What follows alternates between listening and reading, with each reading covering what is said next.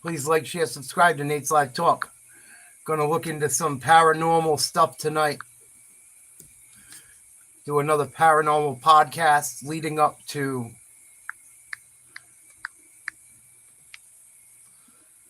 Halloween.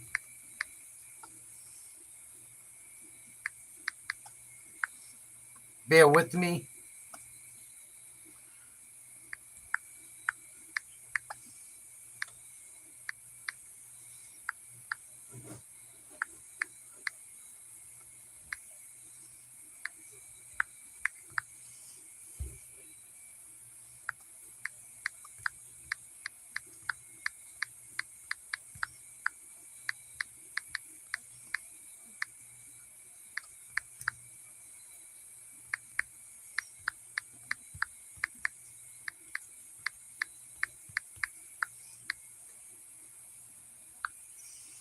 Hope everyone's had a great day. Sorry I'm a few minutes behind. Had a few things acting up. Oh, end of another long week. Hope you all are well. Please take our poll. Chat should be good to go. Tommy Howe, what's up, buddy?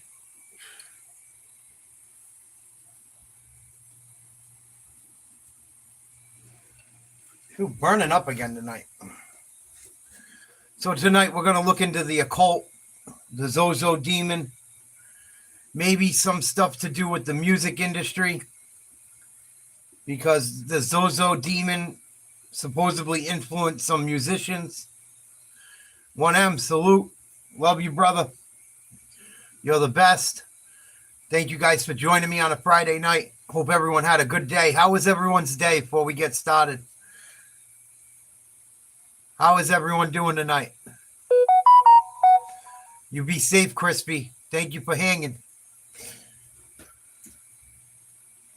Anyone in harm's way, please be careful. I hope Adam's doing all right. I still haven't heard nothing from him. Haven't gotten any emails. Cool. I like doing yard work sometimes. It's a good way to get your mind off shit.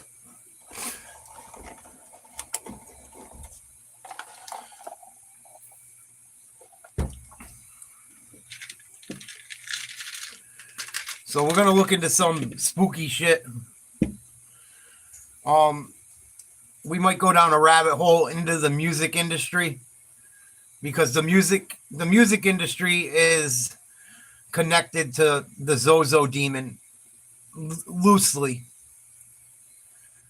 Led Zeppelin kind of was involved with Aleister Crowley. At least Jimmy Page. Only 110. Oh my God.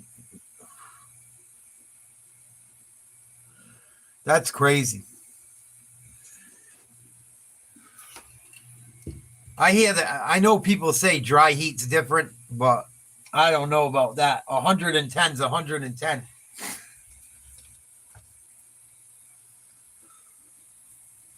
It's all good, Jet. Something was up today, too. I looked into what happened with today's stream, and there could have been some outages based on the hurricane, it looked like. So I don't know if it had something to do with that or not. It's not the end of the world. It's not what I base my whole life on.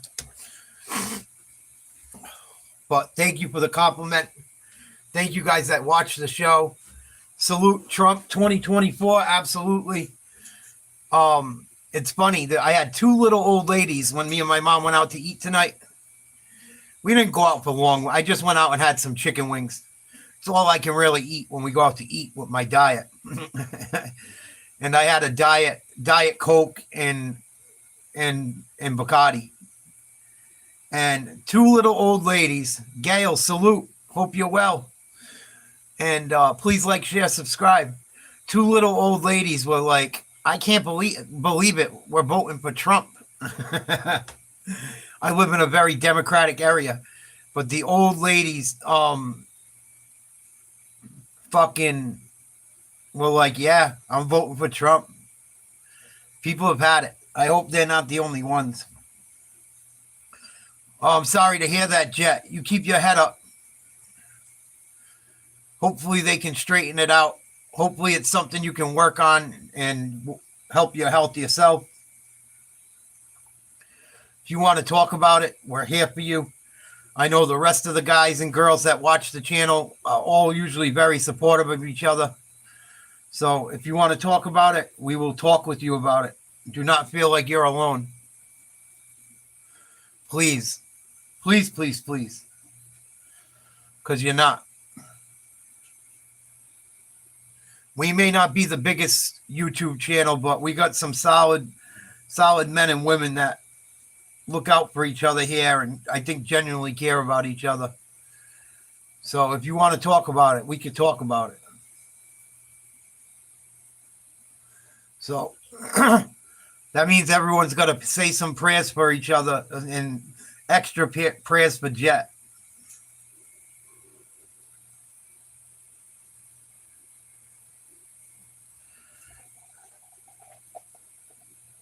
Oh, you will be in my prayers, Jet. I pray for this channel's viewers every night before I go to bed and throughout the day. I don't always say everyone's name. It's impossible, but please do not get bummed out. Please keep your head up. Rusty Guns, salute. My brother, always taking care of me. Thank you for the super chat. Love you. Yep. I feel like you guys still want to watch some scary shit. This is some scary shit I got for you tonight. I don't want to fucking make anyone feel weird.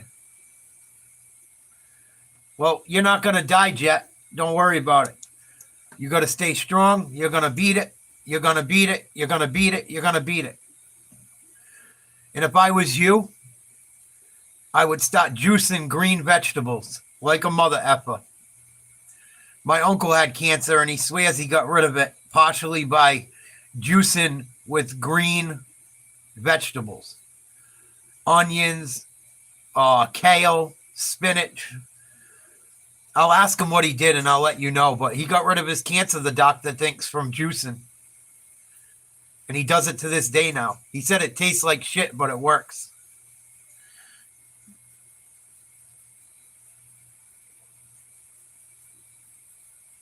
Man. So, if you want to talk about it, Jet, we'll talk about it. Tonight is spooky. Tonight is scary. We might look into how it connects to the music industry. I probably should have titled the video a little differently, but there's some things about this Zozo demon that connects with the music industry, as well as other demons. I know it's not the greatest. I know it's a scary topic to talk about, but I believe in Jesus Christ and God to keep us all safe, and I think we'll be fine. But it's still spooky. And when things like this happen, it always seems to involve a Ouija board. Do not play with Ouija boards, people. Please. Never play with a Ouija board. Never make a Ouija board and play with it. I made a Ouija board. The only time I ever had a Ouija board work was when I made one. And it worked. And it was the scariest one of the scariest things that happened in my life ever. But this is the story of a young bunch of people that played with a Ouija board and fucked around and find out.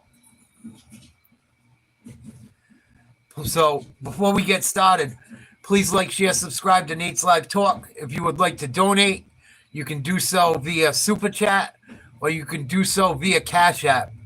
All you got to do is type in Nate's Live, NATESLIVE, to support the channel via Cash App. That's NATESLIVE. So let's look at our poll question. Do you think Hollywood is ran by Satanists? 65% say yes, 35% say no. So this is the untold story of the demonic Zozo house. Hopefully this sounds good.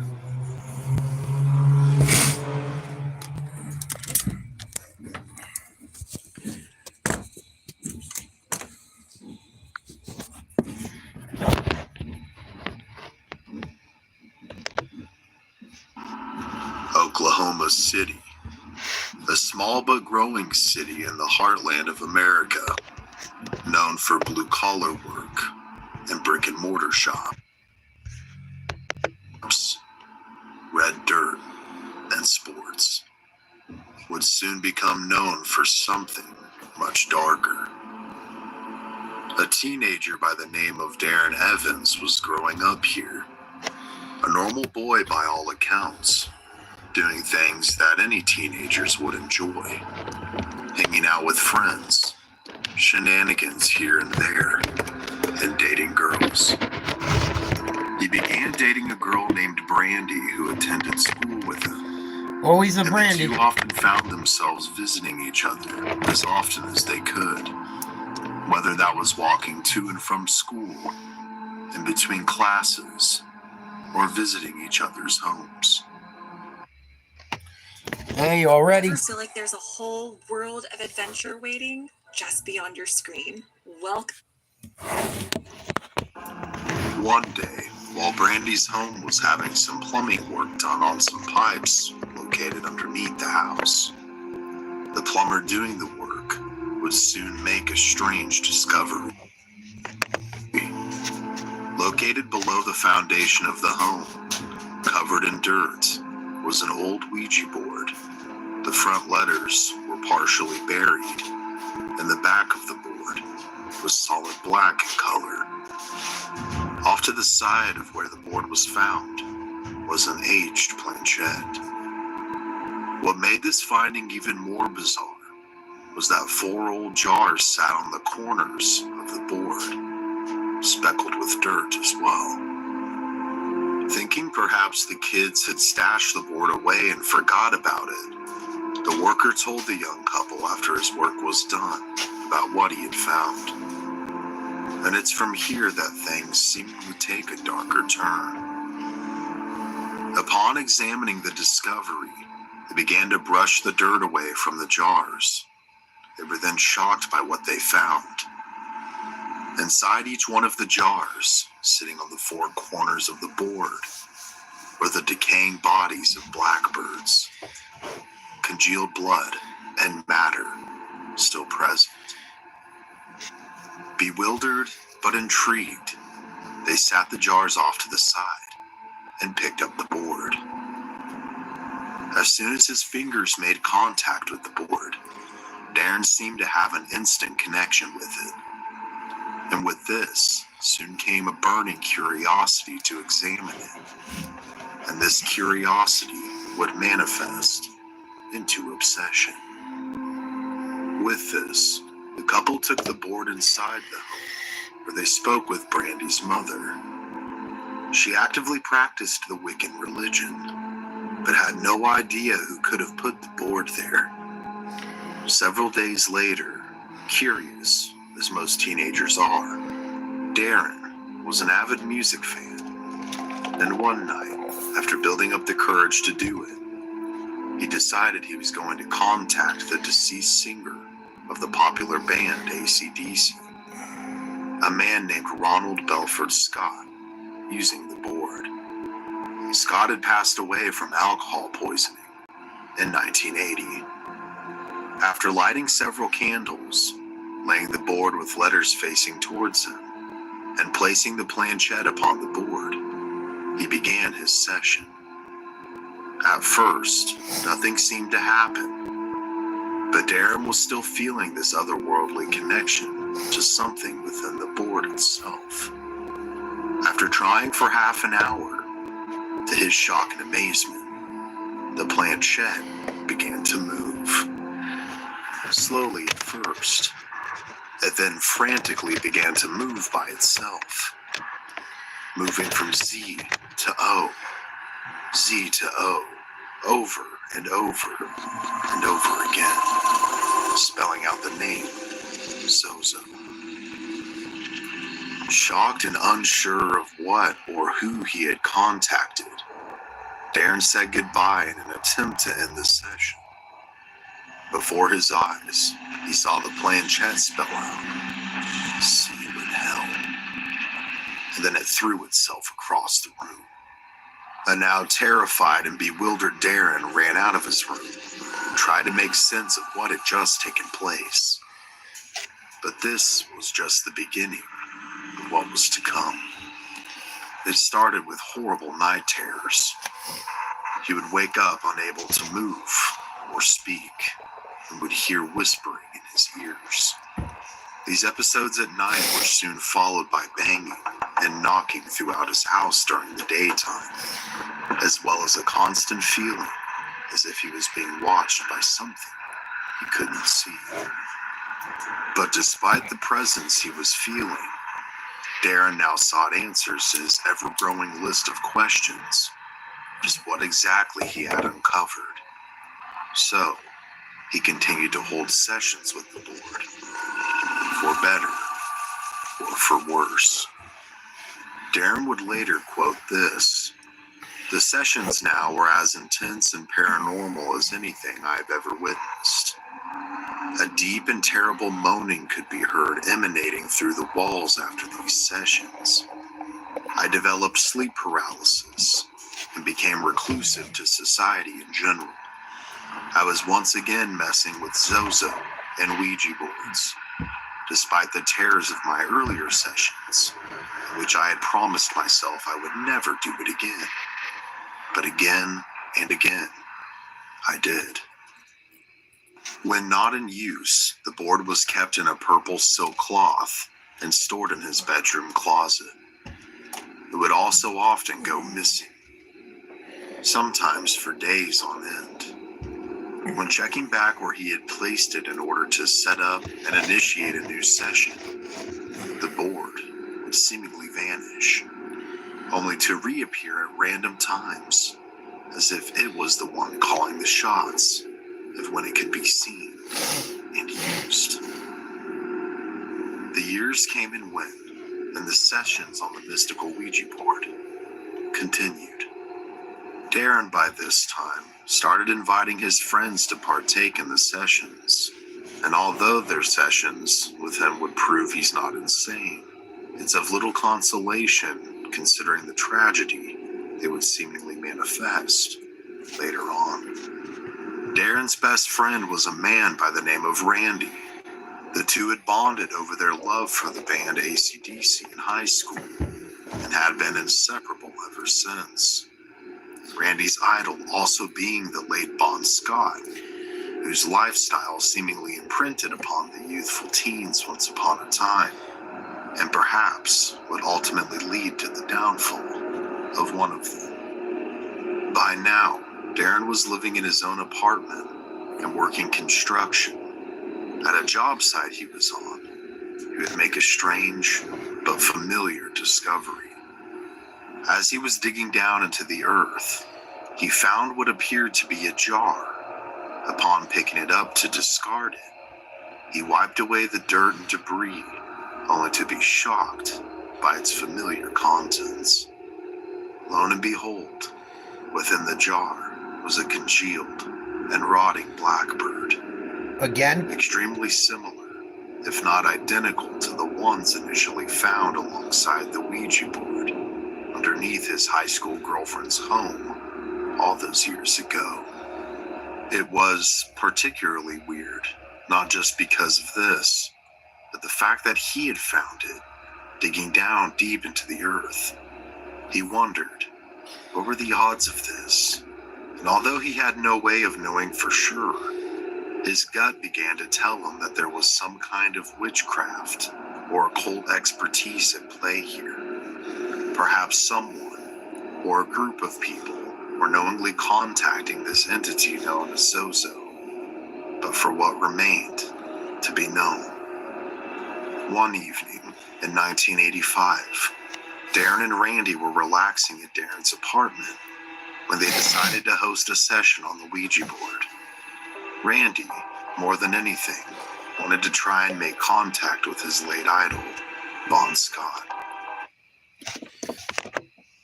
Please like, share, subscribe to Nate's Live Talk. What do you guys think so far?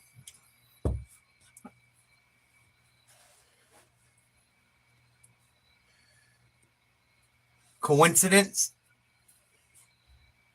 He's trying to connect with the late Bon Scott, AC/DC, Highway to Hell. Make you wonder. This story gets much deeper.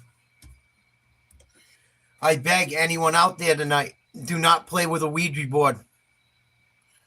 I'm begging you, do not play with a Ouija board. They work. You don't know what you're talking to. It could tell you one thing. It doesn't mean that's what you're talking to. Samantha, you have night terrors and sleep paralysis? Are you a Christian?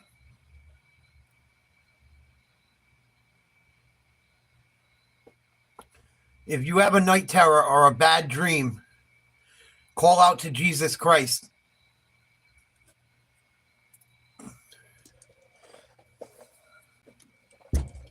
I've had dreams where I had demons coming after me, and I call out to Jesus Christ, and they all go away.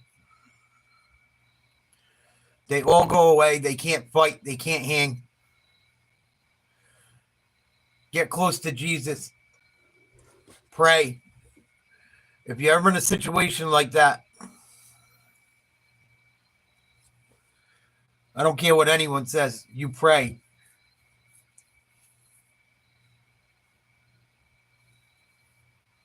And if you have to, you go ask for help from the clergy.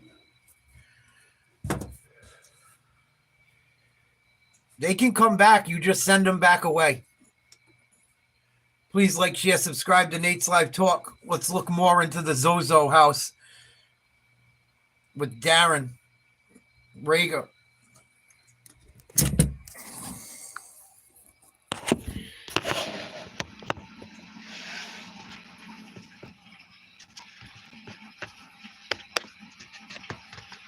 You got to pray to God. Tell them they can't fuck with you. Jesus has you. I talk shit to him like I'm in the street. Sure. Randy's intent was clear. The two dimmed the lights, lit a couple of candles, and began the session upon the board. They made contact within a few minutes. Once the planchette was moving, Randy exclaimed, "We want to talk to Bon Scott of AC/DC." With this sentence, the planchette seemingly obliged. It moved in circles, eventually spelling out AYEMATE. The two looked at each other in amazement. The entity was using Australian dialects. And for anyone who doesn't know, Bon Scott was Australian. After several more questions, both of the young men were convinced they were speaking with their idol. The spirit seemed to know every little detail to any question they asked. And during the session, the entity then made a strange request from the men. It asked them to light a cigarette and place it in the hole in the planchette. What proceeded to make both of them laugh also made them quite spooked as well. So they lit a couple cigarettes, one for each of them, and one for this entity. They took a few drags to keep it lit, and then placed it cherry side up in the planchette hole. The planchette then spelled out thanks. They then watched in utter amazement as the cherry of the cigarette lit up, as if Bon himself was taking puffs off of it. But this amusement was short-lived. Once the cigarette had seemingly been smoked, the planchette began to spell something very different. It spelled, "F you, Randy. I will have your soul, and I'll see you in hell." ZO. ZO.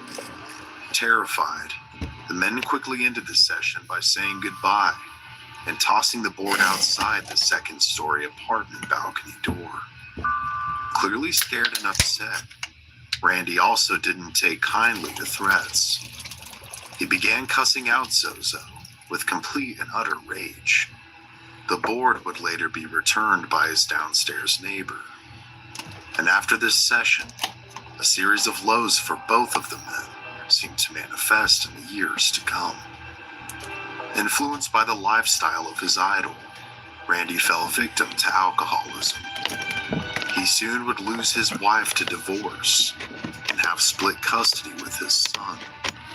And although many opportunities presented themselves for Randy to better his life, for one reason or another, he was always just too far away to be able to grasp them. He often said to Darren, "I feel like I'm in a prison, and I can't escape." For old time's sake, the two did one last Ouija board session together in 2005, in which Randy asked the board how he would die. The board responded, in a car, at night, alone. In 2007, after spending the evening with Darren, the last words he would say to him were, "Darren, I will see you in hell."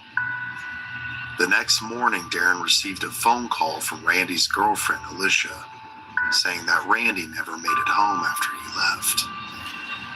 Instead, he had passed away in a violent head-on collision, ultimately passing away in a car at night and alone.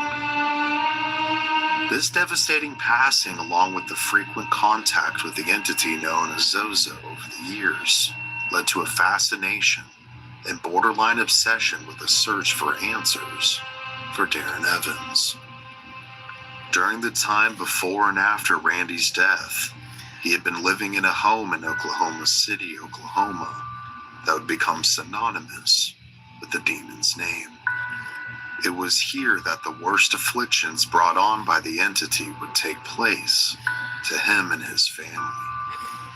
Darren's fascination with the occult led him to hanging on to and possessing multiple Ouija boards and other various occult objects. It was here that he began to study on a much more in-depth and organized basis, just trying to figure out who or what Zozo was.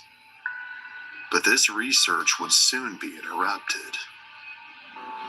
In this home lived himself, his wife Kathleen, and their young daughter at the time. During a session with his wife Kathleen one evening, while their daughter slept rooms away, Zozo would once again make itself present in their lives, but this time seemed to take possession of Darren.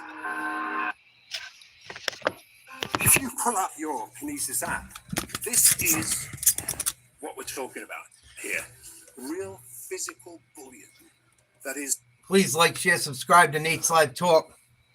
Looking into the Zozo demon. Kathleen trembled with fear. Looking into the Zozo house. Freaky, freaky stuff. It also has ties in the music industry. This story talks about AC/DC. Led Zeppelin 4 is always also known as the Zozo album. We're going to look into that. I would talk to your priest. Go talk to a priest about everything. Samantha. If you're really going through that shit at night like you say you are, go talk to a priest. Never play with a Ouija board. Never. Never, never, never. I'm begging you guys. I know I sound like a broken record, but I'm telling you, don't do it.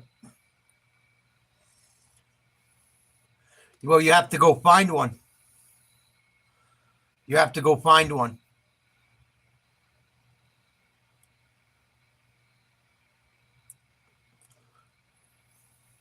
You have to go find one. And you have to become spiritually strong and if you think it's your family bothering you or something like that, when you're having your night terrors, you tell them to go to the light. Go to the light or get away from me in Jesus' name.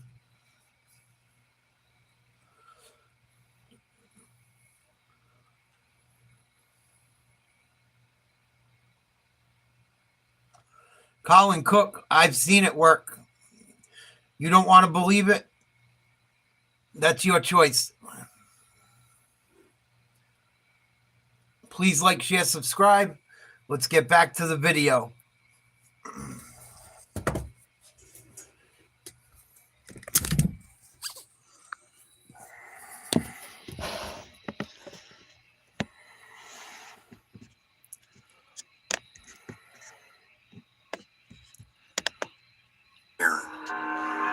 Kathleen trembled with fear and bated breath as something stared at her through Darren's eyes.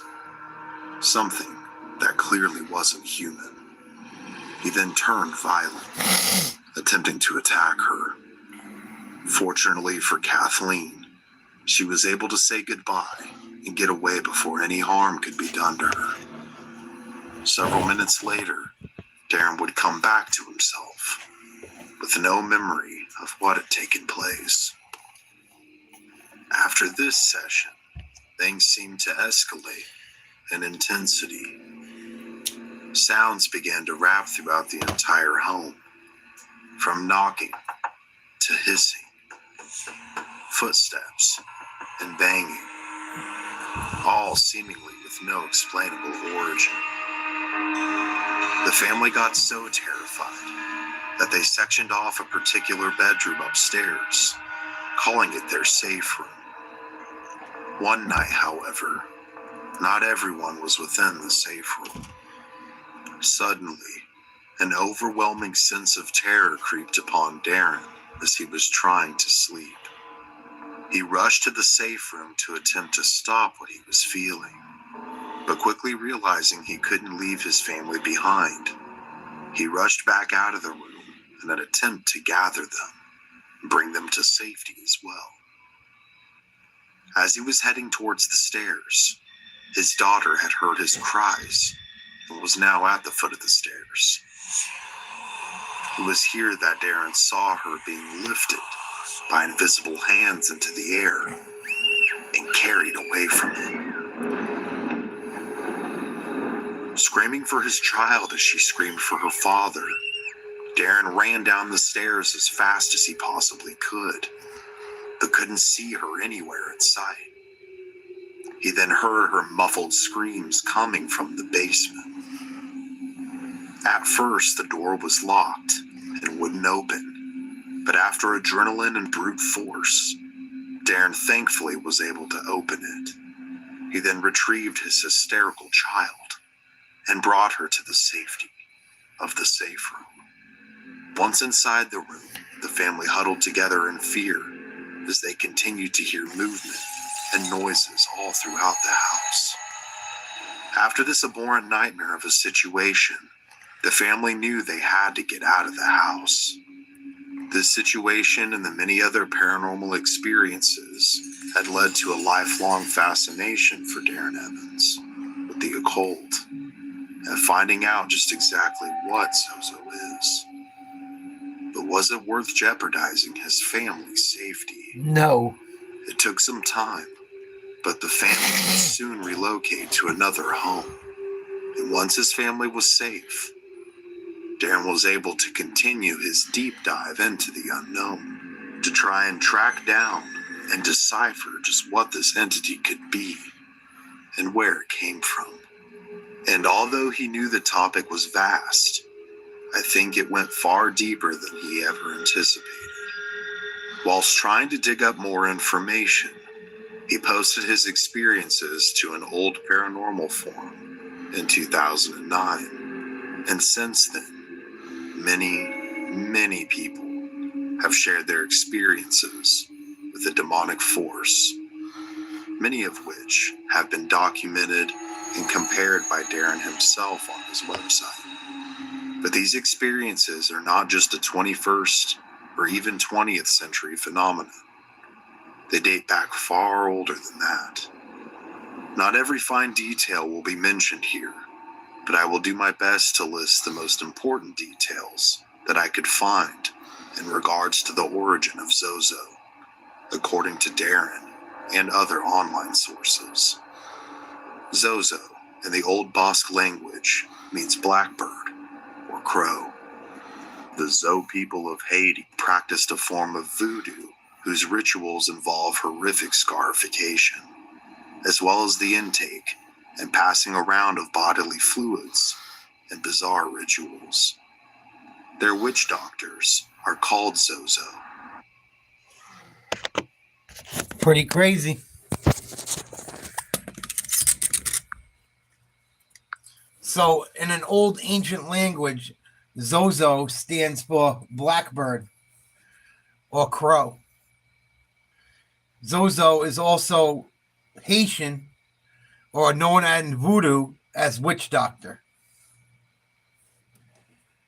Take it how you want to take it, but doesn't sound like you want something like that connecting you with you whatsoever. Also, do not mess with tarot cards. I used to be into psychics and tarot cards. I don't mess with them anymore. I had a psychic reading. It was scary. It was very close to spot on. And I'll never do it again. Never. Never. I wonder if allowing some of this stuff to go on has affected my life in certain ways. I don't mess with them anymore. I was never huge into it, but I have messed with them a little bit. Don't mess with any of it. Don't mess with a Ouija board. And I find it odd that he kept finding blackbirds inside of bottles, buried. And then you find out it's like it could potentially be a voodoo ritual. And as we get further into tonight, you're going to see more and more crazy shit to do with Zozo, the music industry, some very popular bands, and how this demon has impacted people's lives. Please like, share, subscribe.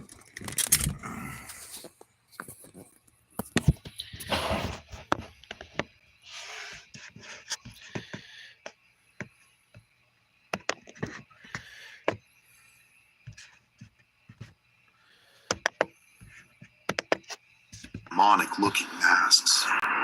As part of their death ritual, when someone is passing away, they lift up the mask at the moment of death to take in the person's final breath. This is apparently done to absorb the soul of the person to gain more spiritual power. Zozo, also in the Malay language, is the same as it is in English, but it translates to wandering spirit, which is a spirit they believe to steal people's souls while they sleep, which is bizarre, because sleep is often considered the cousin of death. Zozo has been called the minister of deception. It is known to convince you that it is a deceased loved one or friend, or even someone you've idolized, when in reality, it's not. Sessions typically start out friendly and inviting, but soon turn malevolent and dangerous. During his research over the years, Darren made contact with and spoke to famous demonologist John Zaffis, who shared with him that in his experience of over 40 years of studying the demonic and paranormal, the name Zozo and other pseudonyms of its name kept coming up in his investigations, which too led him to seek answers as to what it could be. In some of those investigations, when questioned, the demon stated that it was the son of Satan himself. But Zaffis thinks, perhaps as with many deities that seem to be lurking in the shadows, Zozo could be an entity that's existed far before the founding of Christianity. Besides evidence showing up in Africa and Egypt, there's also evidence found linking Zozo to ancient Mesopotamia as well. Other names Zozo has gone by throughout the ages have been Zuzu, Zaza, and Mama, among many others.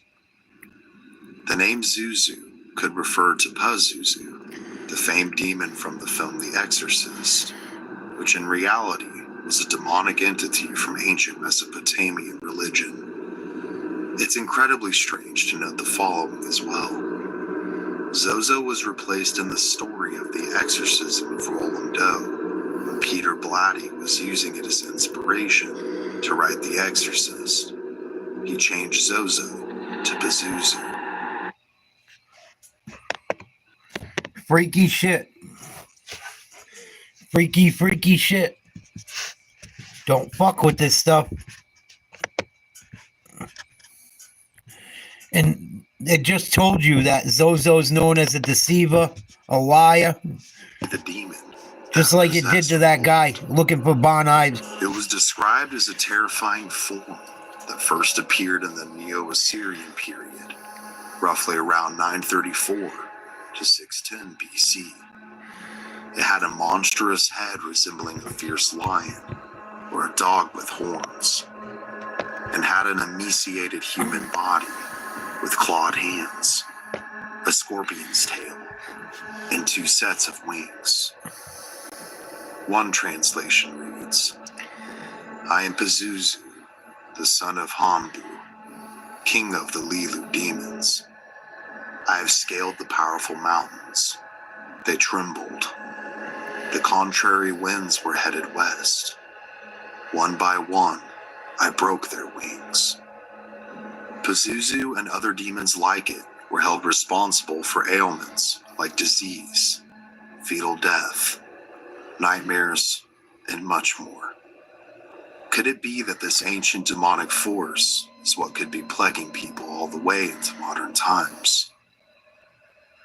The demon Zozo is also mentioned in the French demonic encyclopedia as one of the demons responsible for diabolical possession and corruption. The possession of a young girl in 1816 is noted as a documented case where Zozo, among several other demons, were present. Other noteworthy possession cases over the ages, ranging closer to modern times, that bear Zozo's name, other than the exorcism of Roland Doe in the 1950s, are the possession of Doris Blither in 1972 in Los Angeles, the Enfield poltergeist incident in 1977 in the UK, and as recent as 2012, where a possession incident led to an attempted murder. Other theories with how this entity could communicate with so many people so quickly and across the globe over the years, besides supernatural ability of its own, would be that its own reach is perhaps being strengthened by an egregore, or a collective group of thought form created by occultists for a certain purpose. However, this seems unlikely considering the entity doesn't seem to serve any human interest, other than to destroy the person or people's lives it makes contact with. Egregores are typically formed to bring control over a summoned deity for the person or group's bidding. But perhaps instead there is a cult worshipping Zozo. I mean, that would make more sense to me. People who have made contact with the entity via a spirit or Ouija board have also been asked to chant or spell out phrases in Hebrew or Latin, which has convinced many of the intelligence of the being that they're speaking with. What is also interesting is that the letter Z was actually removed from the original Latin alphabet because it was considered too evil when pronouncing it.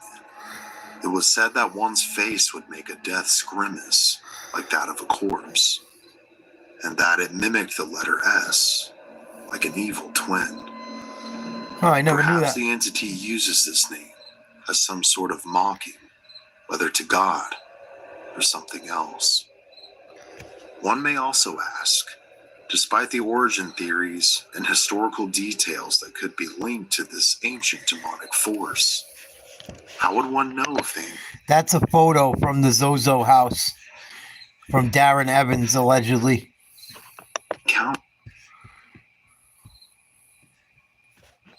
encountered such a thing? These are what's known as Zozo's calling cards when it's being summoned using a Ouija board. The obvious is there that the planchette will begin to move on its own, but some less obvious signs are there as well, and are as follows. The planchette will move in a rainbow pattern from side to side, spelling Z-O, Z-O, over and over again, also known as the rainbow effect. It can also move in repeating figure-8 movements, like an infinity sign. The planchette will spell out various versions of the demon's name, like Zozo, Zoso, Zaza, Zuzu, or Mama. You may also begin to see shadows moving around the area where you are hosting the session, like you're seeing through the thinnest sheet into a dark world that exists just behind your vision. And you and whoever you may be with may start to feel scared, uneasy, or upset, seemingly for no other reason, before or after this takes place. When you tell this entity goodbye, typically the best way to close a session, it may not truly be goodbye, because oftentimes, depending on how long the session has been for, like an ever-widening door, the entity may have had just enough time to sneak in to begin to wreak havoc upon your life. And thus begins what many demonologists and religious leaders alike call demonic obsession, which is where the entity becomes aware of you and begins to crave you, which then leads to oppression, or begins to inflict various forms of torture upon you in an effort to break you down, whether that's physically, psychologically, or spiritually. It will also work to isolate you from others, especially those who care about you. And finally, if you're incredibly unlucky, possession, where the entity finally takes control of you as its vessel. All of which to me are absolutely terrifying in every imaginable way. Darren Evans to this day continues to research the Zozo phenomenon, having been involved in a number of paranormal investigations, shows, and various other public and private events, as well as radio shows and podcasts, many of which he goes into various degrees of details regarding his encounters, other people's encounters, and other various historical details. He also in 2016 compiled his year's worth of research and experiences into a book, also titled The Zozo Phenomena, which you can read and learn more about the entity and the topic as a whole if you're interested. I'll link it below.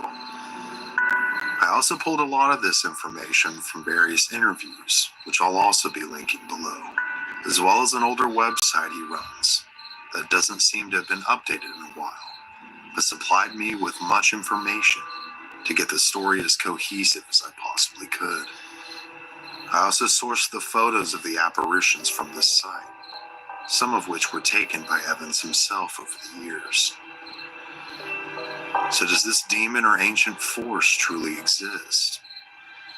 Is it some kind of elder god, a pre-Christian deity or being, or manifestation of occult or Luciferian practices? Did Darren Evans just make it up? And did thousands of people find it interesting enough to make up their own stories and partake in a mass charade that has lasted years? All of these answers may never truly be known, but my opinion is this. I think, not only given the wide array of strange coincidences and details throughout history, from the origins to the stories of this creature existing in distant past to the present, to literally thousands of people, from casual interests in the occult to more hardcore fanatics, religious scholars, demonologists, and more, claiming to have had experiences with this thing. With all of these details in mind, I certainly think it very well could be real. I do think there are things that exist in the shadows, things we can't see or touch, but that are there, watching and waiting to strike when and if the opportunity presents itself.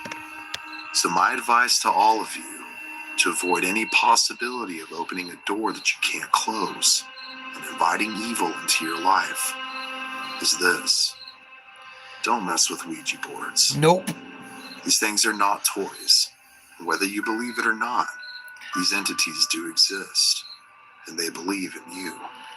So keep away from them, because you might just let something in that won't want to leave, even if you say goodbye. Pretty interesting. Please like, share, subscribe to Nate's Live Talk. Must be a full moon. Maybe. So what do you guys think?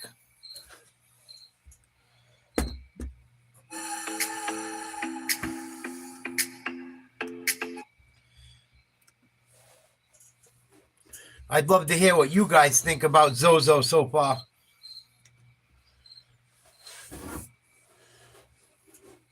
I got more evidence on it coming up. And this is why I think it also is not bullcrap. And I don't think the people, as well as Darren, were making it up. Oh, I'm sorry to hear that, Austin. You'll be all right, buddy. You'll figure it out. But there's a lot of music ties with Zozo, the occult, Aleister Crowley. I've messed with Ouija boards. I've seen them work. I will never touch one again.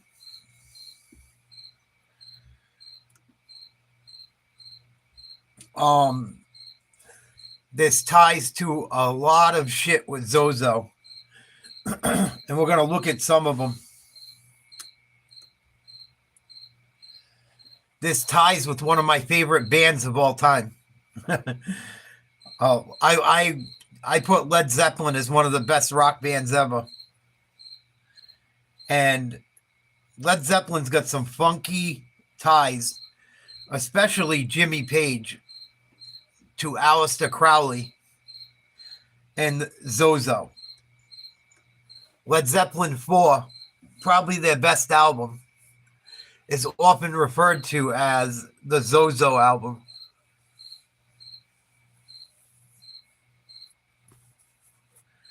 I've seen a lot of people playing on Ouija boards. I don't know if they're true or not, but I've seen the Zozo, the planchette, go back and forth like they claim it does. I've also seen Mama come up on Ouija boards. Zaza. These are all names it supposedly goes by. I'm begging anyone out there, I don't care if you're young or old, do not mess with a Ouija board. Do not play with the occult. Do not play with psychics. Do not play with tarot cards. If God wanted you to see the future, he would show you himself. Trust me. I have dreams that happen in real life all the time. Nothing crazy, but I do have dreams where I end up saying, I already did this. It was in a dream. Yeah, that motherfucker's gonna go. He's a fuck. There's one in here right now that is so fucking loud. But we're going to look into the curse of Led Zeppelin and see where that leads us. Because it has things to do with the occult.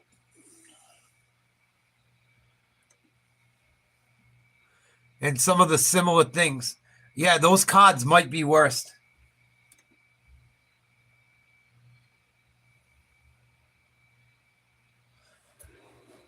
Adam, you're alive, thank God. We were worried about you, buddy. Makes you wonder if that's who you and your friends met when you were younger. Huh.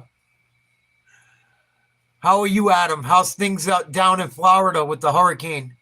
You guys got smashed. Holy shit. We were all worried about you. Please like, share, subscribe to Nate's Live Talk.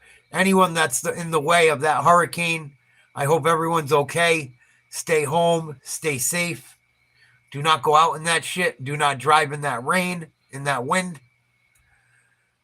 Oh, I was worried about you, Adam. I'm glad you checked in tonight.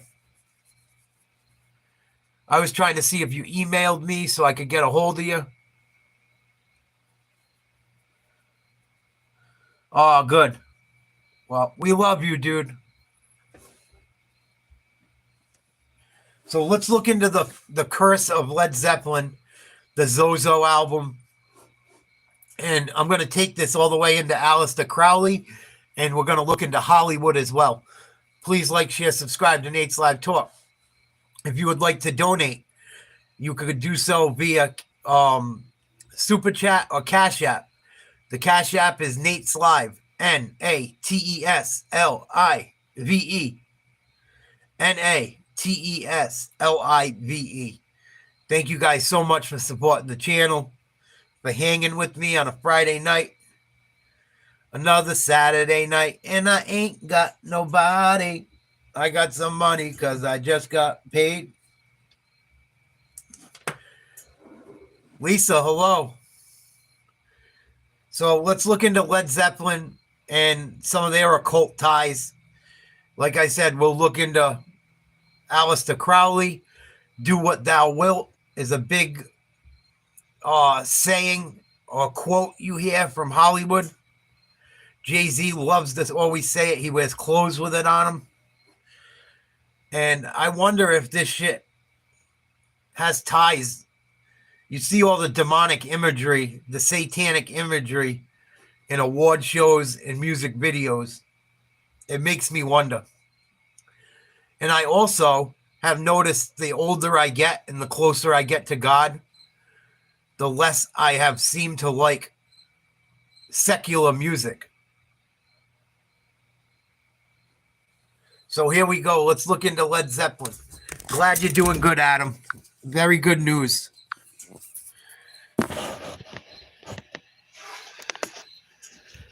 Nonsense, right? Let's see. Formed in London in 1968, the group consisted of vocalist Robert Plant, guitarist Jimmy Page, bassist and keyboardist John Paul Jones, and drummer John Bonham. The band's heavy guitar-driven sound has led them to be cited as one of the originators of heavy metal. Most of the curse talk is centered around the late 19th century magician Aleister Crowley. Much of his work was centered in England around the Golden Dawn Society. It was a secret society based loosely on Freemasonry, and like the Masons, had access to secret Egyptian knowledge. Suffice it to say, Crowley continued on the esoteric magical path that pushed the boundaries of understanding of the unseen further than anyone in the last 200 years.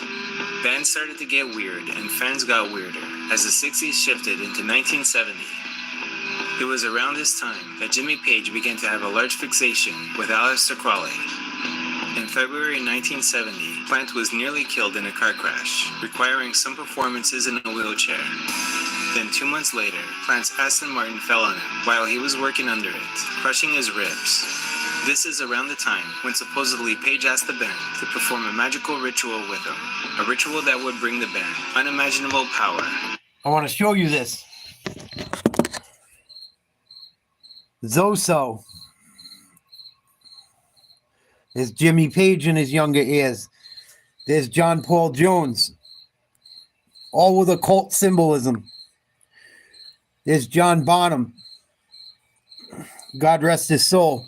And there's Robert Plant. But Jimmy Page wanted to do a ritual with the band after looking into Aleister Crowley, and he said it would bring the band unimaginable power. So let's look into it a little bit. We already saw that the guys in the last video were trying to connect to Bon Scott and AC/DC and got Zozo. You see the Zozo. Zozo can also be spelled Zoso. That's one of the spellings under different languages. Mama, Zaza. There's a lot of things it goes by, allegedly. So let's look into it. This type of magic is nothing to fool around with. It supposedly involves forces with power beyond any human imagination and is not to be trifled with by anyone who is not properly trained. Page allegedly got the band, -1, to join in an ancient ceremony. John Paul Jones was either skeptical enough or learned enough to stay far away from this idea. The first evidence of this pact showed up. So John Paul Jones wanted nothing to do with it. He didn't show up. So it was Bonham, Page, and Plant. On Led Zeppelin 3, written into the vinyl was "So Mote It Be" on one side and "Do What Thou Wilt" on the other. These are basic stock. So Mote It Be and "Do What Thou Wilt" were written into the vinyl on Led Zeppelin 3. So Mote It Be is used at the end of many Wiccan and pagan spells and prayers. Phrases that are in the core of Crowley's belief system. And "Do What Thou Wilt" shall be the whole of the law. It's from the Book of Law. I believe Crowley wrote it. And for Crowley, he refers not to hedonism, fulfilling everyday desires, but to acting in response to that calling. The Thelmite is a mystic, the spiritual quest to find what you are meant to do. And do it is also known in the Lama as the great work. Aleister Crowley was also known as the world's most evil man. It was on Led Zeppelin 4 that the symbolism became more overt. No band name or title graced the cover or spine. Inside, a haunting painting of the Hermit, a powerful tarot card symbol, was a soul image. On the inner sleeve, more esoterica, 4 symbols boldly across the sleeve. From left to right, these represent Page, Jones, Bonham, and Plant. Page has said in interviews that most of these were taken from Rudolf Koch's 1955 Book of Signs, a collection of ancient and magical symbols from across the world. According to Pamela Desbarres, main squeeze of Page during this era, Jimmy got very deep into Crowley's myth. Then in 1970, Jimmy Page purchased Crowley's mansion, Boleskine, located in Loch Ness, Scotland. Page said that the house had a history of suicides, which was true. London Magazine Disc and Music Echo featured a cover story in their April 22, 1972 issue entitled Jimmy Page on Magic. My house used to belong to Aleister Crowley. I knew that when I moved in. Magic is very important, if people can go through it. I think Crowley is completely relevant to today. We're still seeking for truth. The search goes on, said Jimmy Page. Jimmy Page was now seriously obsessed with Crowley's work. Visitors to Boleskine said that at night, the outdoor patio was awash with shadows, phantoms and ghostly shapes, residue from decades of conjuring spirits. Maids and servants were a quick turnover in employment, as all agreed that the place was haunted to the point of being uninhabitable and beyond creepy. Page sold the mansion in 1992 and had been wary of actually living there, leaving a caretaker in his stead, spending only 6 weeks living there out of the 22 years he owned it. The mansion burned down in 2016 with no cause ever found. Kenneth Anger, a Crowley disciple and filmmaker of the film Lucifer Rising, moved into Boleskine with Jimmy Page. Page and Kenneth Anger had a love-hate relationship, and Anger was eventually asked to leave Page's house, where he had been living as the friendship fell apart. Anger privately mentioned that he had cursed Page and Zeppelin with one monster of a spell that he conjured. This is when things really started to get weird. Kenneth Anger is a nut. I might show you some pages on him. He's a Luciferian. He believes in magic and practices it. he put a curse on Jimmy Page and Led Zeppelin because him and Page had a falling out. And this is when things get really weird.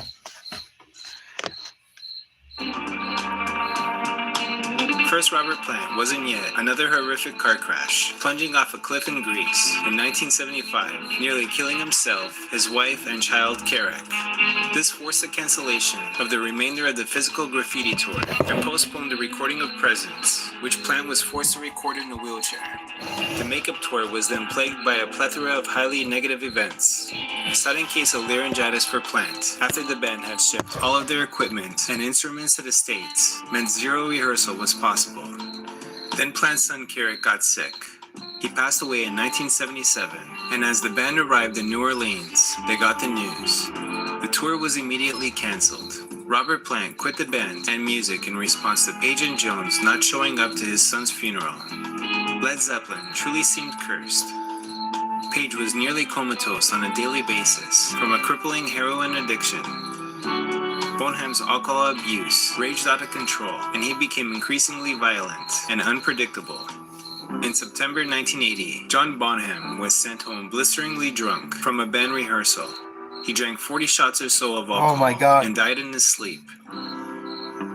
The band would also die on that same day. Only John Paul Jones, the only one not to sign the supposed pact, remained unscathed. When all is said and done, all of the above circumstances might be just a coincidence. Jimmy Page had said several times in interviews that he was using a system that worked when asked about Crowley. Clearly, occult practices were genuinely involved on some level. Kenneth Anger does seem to be the source of the Led Zeppelin curse, but personally, I am not so sure. Things started to backfire just as the band became the worldwide legends they had tried to magically invoke. Perhaps Page had violated the fourth pillar of commandments, to be silent, by dropping some larger hints as to what he was into in his 1970s interviews. Black magic is notorious for either backfiring or not working in the way it was supposed to. Looking back on Page's career since 1980, his level of heroin addiction, lack of production musically, and failed Zeppelin reunions after nearly 2 decades of brilliance, it makes me wonder.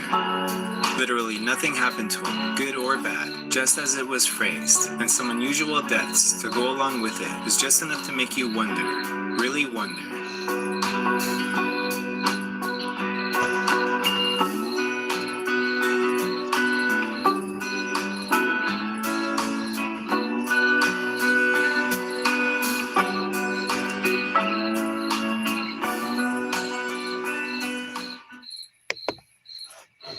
Make you wonder. Make you wonder. Please like, share, subscribe to Nate's Live Talk. Thank you for watching this podcast this Freaky Friday, right before October. So we're starting to see the occult ties into music. And even now, they got young rappers doing this type of shit. Just because it's not rock anymore doesn't mean it's not still happening. And I don't want to waste too much time showing you guys a ton of stuff on Led Zeppelin and him. But Jimmy Page was a member of the Golden Star, which had stuff to do with Aleister Crowley. Aleister Crowley was wild. That guy Kenneth they're talking about was wild. And that house that Jimmy Page bought off Aleister Crowley, he only lived in for 6 weeks out of 22 years. He said he said that there was stuff going on, that there was residue from all the rituals over the years. I believe him. He was down with all that shit. He looked up to Crowley. And Crowley is like highly touted amongst a lot of musicians. And we're going to look into Aleister Crowley a little bit now. Please like, share, subscribe to Nate's Live Talk. Thank you so much for hanging out.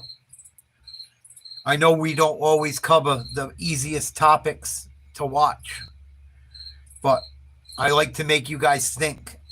I like to open people's eyes to certain things that may be.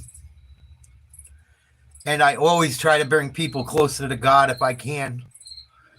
And if you're ever having problems with something that seems evil, just call out to Jesus. Go see your clergy. It'll help you. Yeah, Ozzy has the song Mr. Crowley. Mr. Crowley.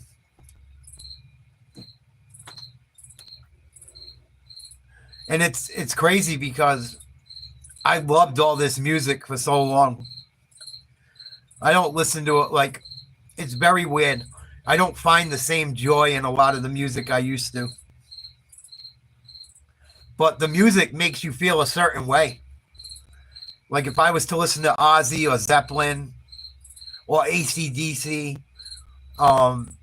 it would amp me up. It's like music to take you into battle. Music is a doorway to the soul. And I don't know, just some of this stuff I don't feel is a coincidence. So I want to look into another demon. This one is Aleister Crowley summoning Coronzon. And I'm going to show you a little bit of Aleister Crowley, one of Jay-Z's favorite people to he's big into Aleister Crowley. He's big into the woman that does the spirit cooking. And we're going to look how some of this is tied to Hollywood. Maybe not necessarily Diddy, but it's getting pretty funky. Do you really, Austin? That's wild. Me too, Jet. I struggle listening to music, even the older stuff. I don't know if it's because I'm depressed lately or what, but for about the last 9 months, there's very little music that used to get me really like ready to go out. If me and my girl were going out or driving home or from work or driving to work, that used to pump me up. It doesn't pump me up anymore. And I hope it's because I'm getting closer to God.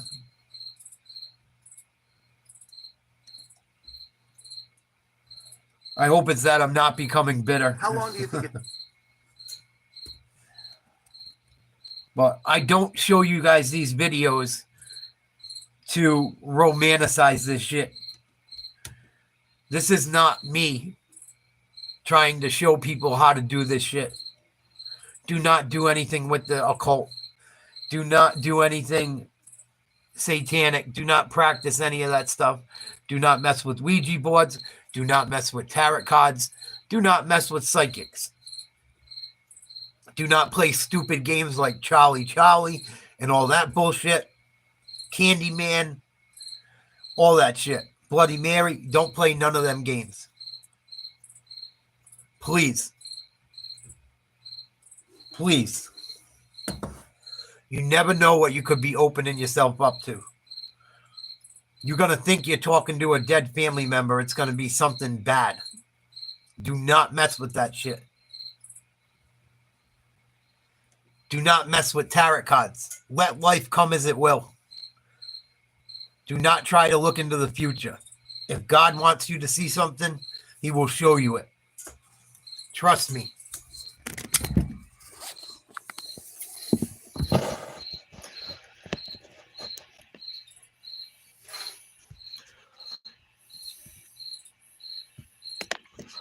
But this might be some of the shit Jimmy Page had running around the house he bought from Aleister Crowley.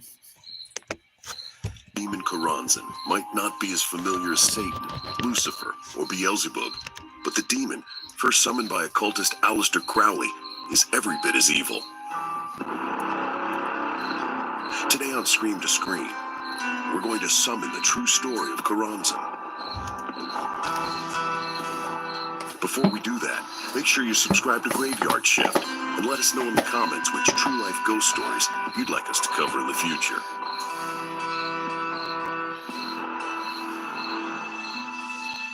Like most demons, Coronzon is thought to be an immortal creature, yet he wasn't described in writing until the 16th century. This first account came from English mathematician, alchemist, and occult philosopher John Dee, and English occultist and spirit medium Edward Kelly, in a discussion of the angelic tongue, the language of the angels, today referred to as Enochian. The pair supposedly summoned the archangel Gabriel to answer their questions. When asked if anyone in the world still spoke angelic, Gabriel apparently told them that Coronzon envied God's newest creation, man. So just like the serpent in the book of Genesis, the demon worked to drive Adam from the Garden of Eden and into the world, where Adam lost both his innocence and his ability to speak angelic. But being synonymous with the infamous snake in the first book of the Bible wasn't enough for Coronzon. Some followers of the Jewish mystic discipline Kabbalah believe they have an insight into the demon's true nature, using a gematria system to... And what do we always hear about Hollywood and the music industry? Oh, they're a Kabbalah. And this might upset some people, what I say, but the Jewish Kabbalah, right? It's Jewish Kabbalah. And you look at the music industry, especially years ago, and even up to today in Hollywood, who runs most of the music industry in Hollywood? I'm not trying to be a xenophobe, but it's a lot of Jews.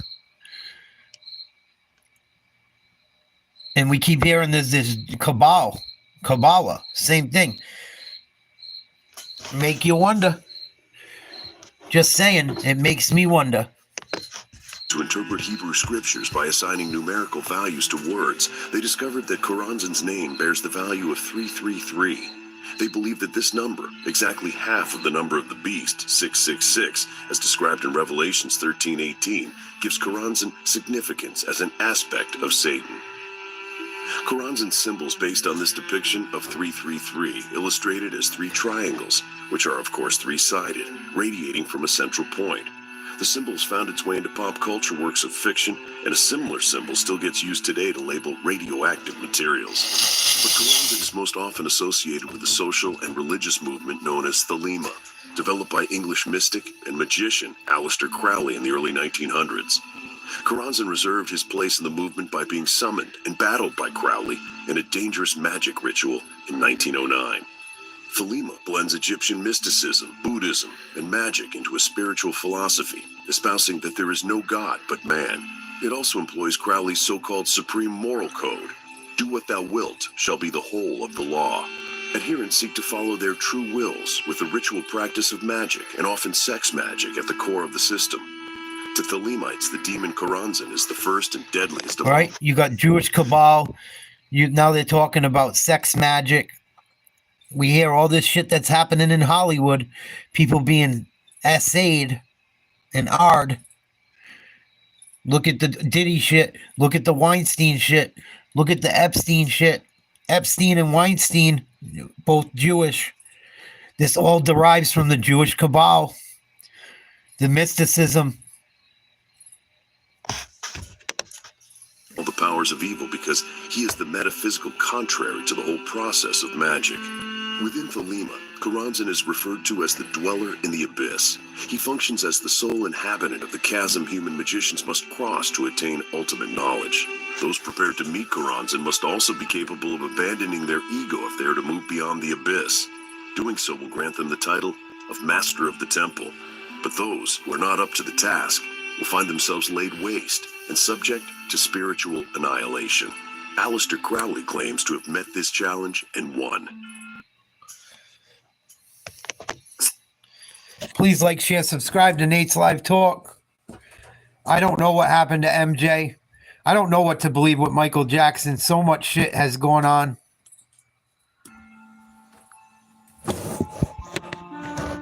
By Crowley's account, the magic ritual to summon and face down Coronzon occurred on December 6, 1909, in Busada, Algeria. Crowley didn't come alone. Working with him was longtime associate Victor Benjamin Newberg.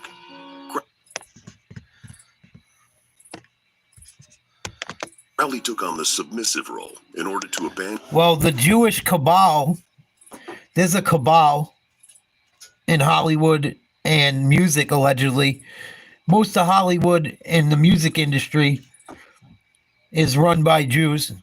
I'm just saying. I'm not saying it's all of them. A lot of the mysticism is adopted from Jewish cabal that Aleister Crowley speaks of. I'm just trying to make you guys think. I'm not saying one thing or the other. I'm just bringing up similarities that you guys may not know. And thus conquer his ego. He then invoked Coronzon by slipping into a trance. The demon did not disappoint, and upon making his presence known, Crowley next began reciting the Call of the Aether. The call is part of Enochian magic, a system of ceremonial magic based on the 16th century writings of John Dee and Edward Kelly, Coronzon's first known summoners. Apparently, the magic worked. Crowley claims that Coronzon was now bound within a triangle surrounded by two magical barrier circles.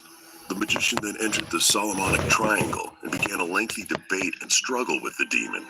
At this point, both Crowley and Newberg described Coronzon as changing shape, shifting into the form of an old man, a serpent, and finally into Crowley's own likeness. This detail may be telling, as Coronzon was often noted for taking on the likeness of someone his summoner may consider provocative or even alluring. The demon also supposedly took on the form of a French female escort known to Crowley's companion Newberg in order to seduce him. Reportedly, the creature's attempts to entrance Newberg failed, as he refused to free the beast bound by the triangle. After a lengthy back and forth, Crowley was finally triumphant, writing the name Babylon in the sand with his holy ring to signify that he had now overcome Coronzon. This victory would prove to be significant in Crowley's later development of his Thelemic belief system. In a few short years, the magician would claim to have received the supreme moral law of Thelema from Aiwass, the messenger of the... Boy, that looks an awful lot like a Star of David. And it looks like a Masonic ring as well. And there's a pentagram in the middle. And there's all letters on the outside like a Masonic type writing. And runes inside and out. That's why you guys got to pay attention. You never know. That's why I like investigating this stuff. You see who's sharp and who isn't. And I'm not saying it is or it isn't, but I find it odd. There's a correlation. There's definitely a correlation. Egyptian god Horus. This honor was only possible for Crowley because of his defeat of Coronzon and subsequent achievement of ultimate enlightenment. But while Crowley claimed to have bested the demon, Coronzon was never far from his thoughts. Crowley would often write and speak of the entity he called the Dweller in the Abyss, once stating that the demon was not unlike the abyss he inhabits, a void with no true form of his own. He explained that the demon was not really an individual, even going so far as to call Coronzon empty of being. Instead, Crowley believed the demon to be composed only of possible but unrealized forms with the raging desire to make themselves real. This informed Crowley's belief that Coronzon's function rendered it the diametric opposite of occult magic. Coronzon was, to Crowley, anti-magic, anti-matter, and anti-life, an empty vessel presenting itself as attractive and substantive, or even a spirit guide to enlightenment. But it was all smoke and mirrors. For Crowley, the demon he met and bested was an all-encompassing detrimental force, only seeking to disperse and dissolve anything physical, mental, or spiritual. Wholly insatiable and forever empty, no matter how much it consumed. A black hole with an eating disorder. Crowley's Coronzon despises order, rational thought, and piety. He is also the root of impotence, infirmity, and decay in the body. In the mind, he was to blame for confusion and irrational thinking. But most devastating was that Coronzon festered darkness and despair in the human soul itself. But luckily, Crowley had defeated Coronzon. Or did he? According to Crowley, in order to overcome the demon of the abyss, a magician must cross the abyss. To do this successfully, one must relinquish everything they have and everything they are, including wealth, health, and love. But if a summoner makes it to the abyss without finding a way to let go of any of these three attachments, they will become what Crowley and his fellow Thelemites called a black brother. A black brother was a compromised individual who was open to demonic possession. Those possessed by Coronzon will believe they are darkness itself. It's said that even those close to someone possessed by Coronzon will feel some of the demon's weakening effects. This sensation is what was described by some of Aleister Crowley's associates later in life. Some apparently believed that the magician was permanently changed by his experience summoning and battling the demon all those years before. Many Thelemites even feared that Crowley had in fact lost the duel with Coronzon, and that Coronzon had been in possession of Crowley ever since that day. Most troubling of all was that this meant that it was Coronzon, not Crowley, at the helm of the Thelema movement itself. Make you wonder. What if you... Right? When he battled with the demon, did the demon win and it wasn't even Crowley all along? Make you wonder. Was it just bullcrap? I don't know. We keep seeing Zozo over and over and over in so many different stories. You guys look it up. There's so many different stories about this Zozo, about other ones involved with Crowley. I can only provide you the information. What you do with it is up to you.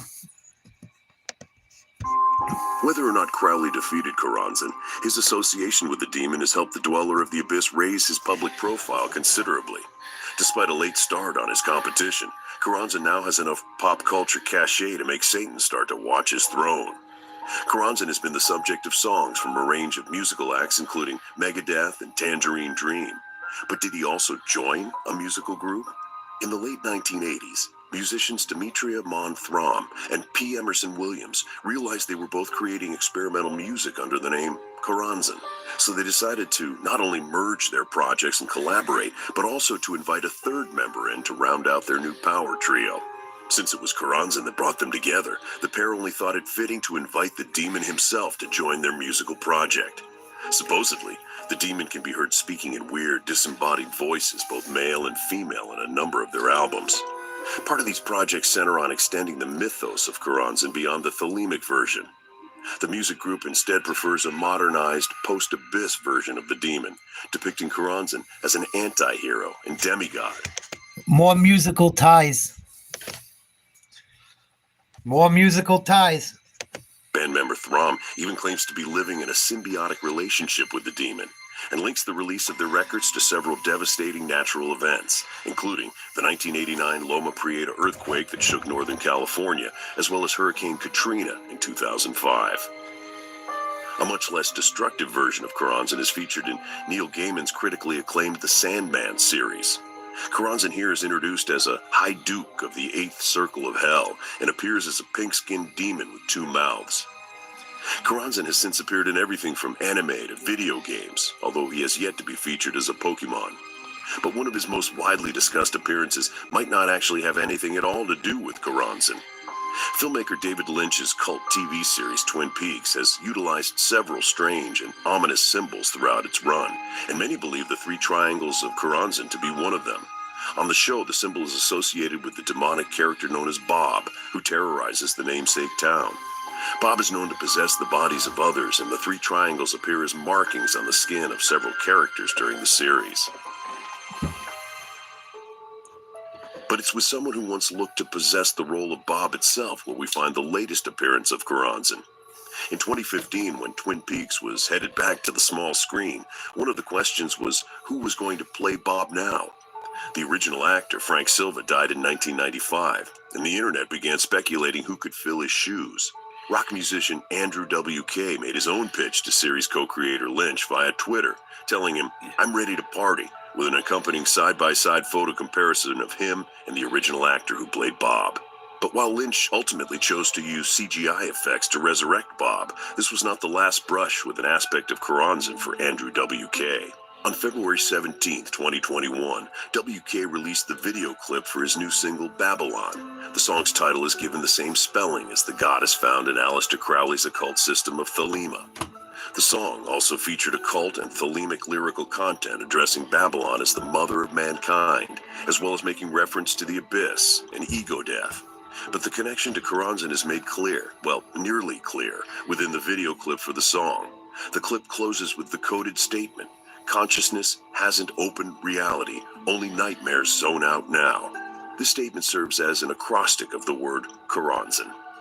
Aleister Crowley considered resisting Coronzon to be a final hurdle to the true understanding of magic. Whether or not anyone else using Coronzon's name agrees with him remains a mystery. In chapter 66 of the Confessions of Aleister Crowley, he talks in detail about crossing the abyss represented by the demon. He speaks of horrors being faced and mastered, and discovering that sorrow has no substance. Crowley says it is only ignorance that has allowed him to imagine the existence of evil, that with his ego expelled, the concept of fear remained only in relation to the idea of I.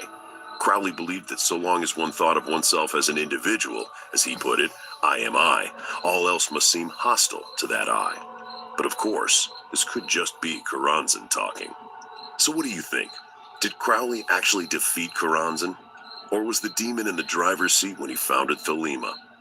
Let us know in the comments below if you have the... Make you wonder. Make you wonder. But there's some serious ties to this Kabbalah and music. And you look through a lot of shit that's occult or satanic. A lot of the stuff, it runs hand in hand. And I think it's all satanic.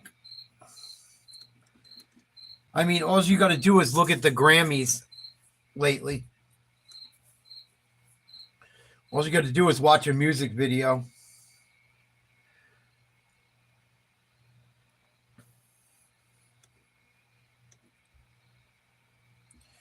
I don't find it a coincidence, but I've seen Ouija boards work. I've seen bad shit happen.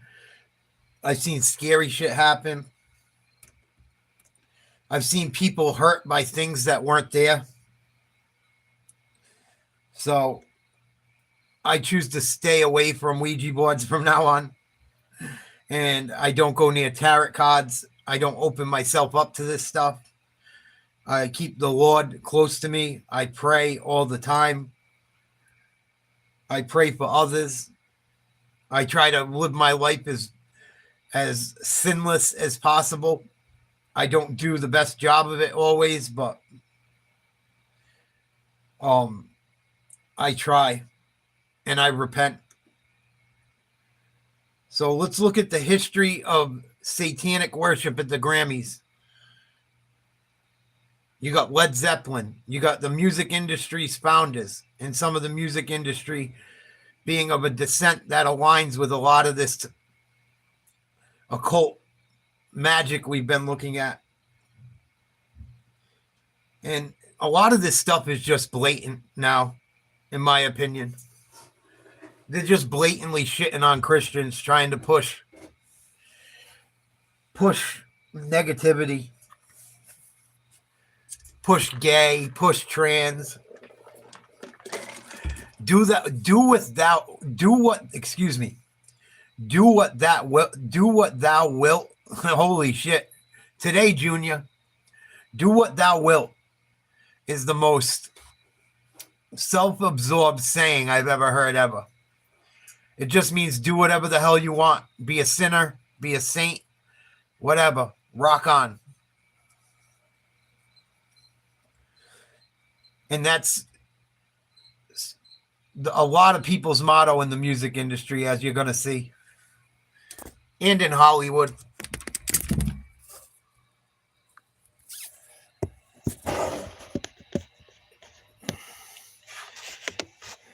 Are they worshiping? Well, the seductive display of half-naked worshipers bowed down to Smith while he displayed himself in a top hat with devil horns, as flames marked much of the performance, as his co-star was kept in a cage as his hellkeeper. The host of the Grammys, comedian Trevor Noah, joked about the performance as he imitated a phone call with his mom, calling him and reminding him that she warned him of the dangers of Hollywood. Yeah, you did warn me about Hollywood. Yes, you did, Mom. Yeah, you did. I will. Thank you. She said she'll be praying for all of us. Thank you. All right. The performance was then followed up by an advertisement by none other than Pfizer, who has also drawn the ire of millions of Americans who believe that this isn't the first time they have helped to thrust something upon the public without any discretion. In an interview, Petras was asked what exactly inspired the Hellbent performance. Well, I think a lot of people honestly have kind of labeled what I stand for and what Sam stands for as religiously not cool. And I personally grew up wondering about religion and wanting to be a part of it, but then slowly realizing it doesn't want me to be a part of it. And so, yeah, it's a take No, on not being able to choose. that's not true. You don't want to live the way most religions want you to, so you went the other way. You don't want to conform to what the religion says you're supposed to do. So let's stop with that victimhood, Petra. You'd rather do what you want to do and run around on a Grammy stage as a, I believe she's transgender, I'm pretty sure, with Sam Smith with devil horns on. So you couldn't have been that interested in religion. Not cool. And I personally grew up wondering about religion and wanting to be a part of it, but then slowly realizing it doesn't want me to be a part of it.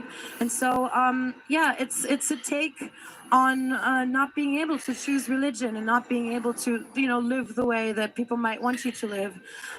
Because, as a trans person, I'm kind of already not wanted in religion. So we were doing a take on that, and it was kind of... No, you're wanted, but you don't want to adhere to the religious rules. You'd rather live your life in sin according to that religion.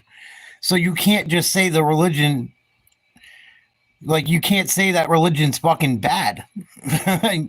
It's ridiculous. Yeah, I won't conform to what the religion says, so I'll just go with Sam Smith to the Grammys and run around like devil worshippers.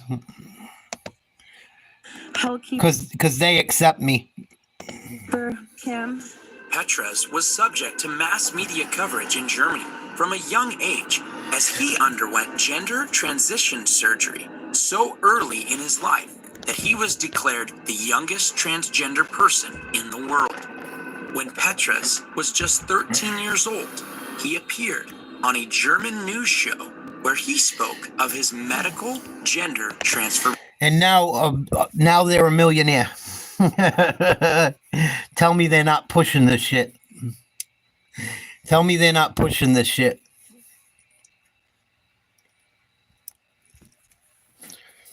Unreal.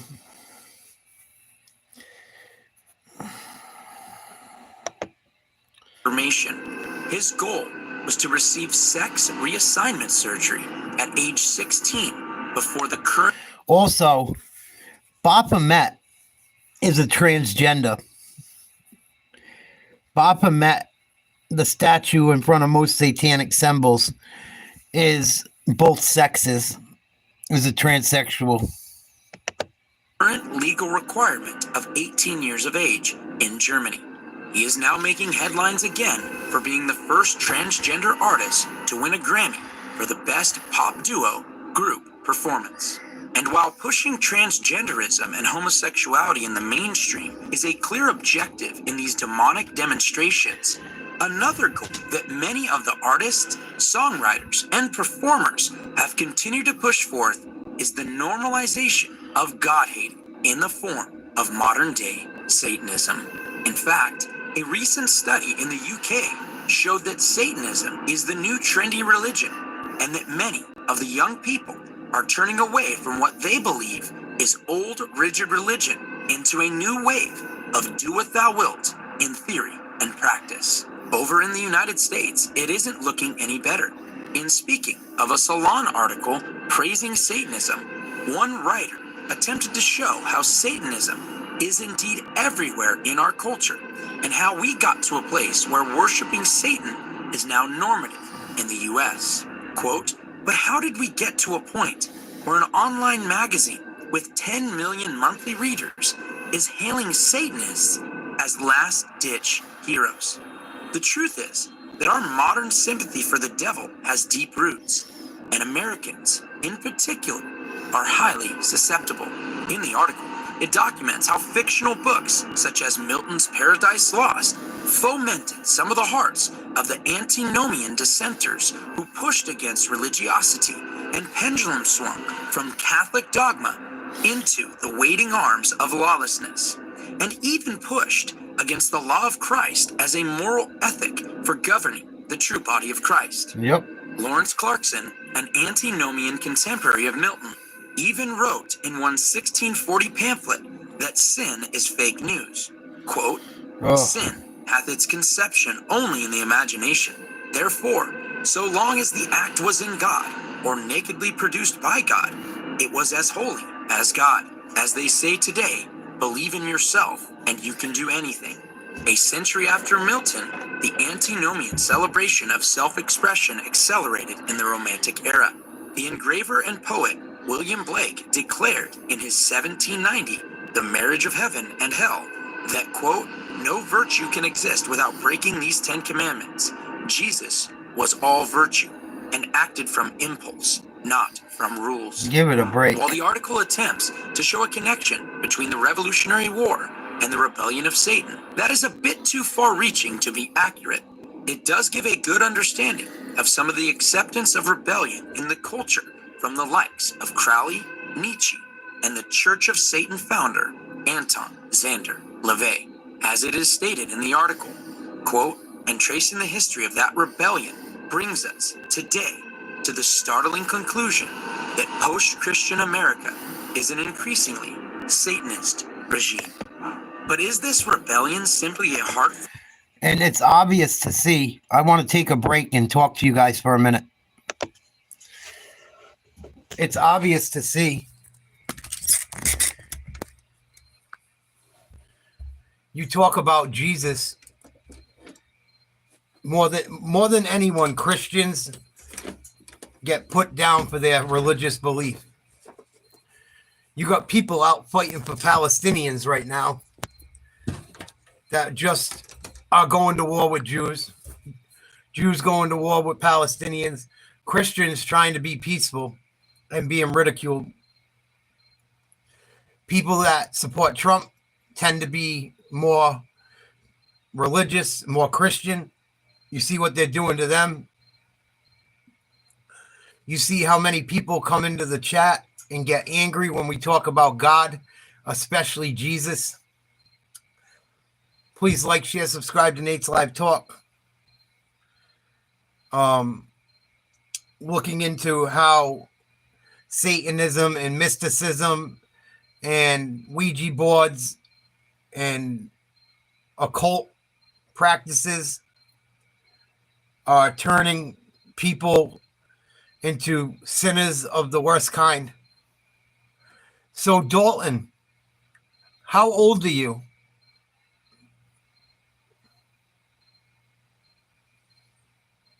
No, that's not true, Dalton. Because when we sin, we have to go and be forgiven.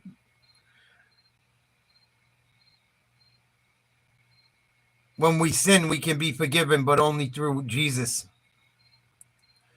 In repenting. Why don't you believe in God or Jesus, Dalton?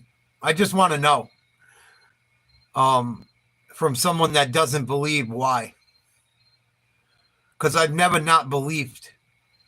I've never not believed in good and evil. Why don't you believe it, Dalton? Are you afraid to believe it because you haven't been a good person? Are you scared to believe it? I just wonder why you don't believe. I'm not mad. It's your life. It's your life, buddy. I'm not mad at you at all. But you come in here kind of being disrespectful, telling us to grow up. But you can't tell me why you don't believe. Why don't you believe in God or Jesus? Why would you rather sin? If you want to take time out of the show's time, that's fine, but I'd like you to answer the question, if you don't mind. There's no proof, but nothing tells you in your soul Nothing tells you in the soul. And you can look up the Bible and see that it was a historical. The temples still exist in places where they said they exist. Landmarks still exist in places that they were said to be. Why do you think there's a holy war going on in the Middle East? But why don't you feel anything in your soul? You've never felt like God was real ever? The Bible means nothing. There you go. You've never felt like God exists? Everyone's delusional but you. You're the only one that's got it down pat.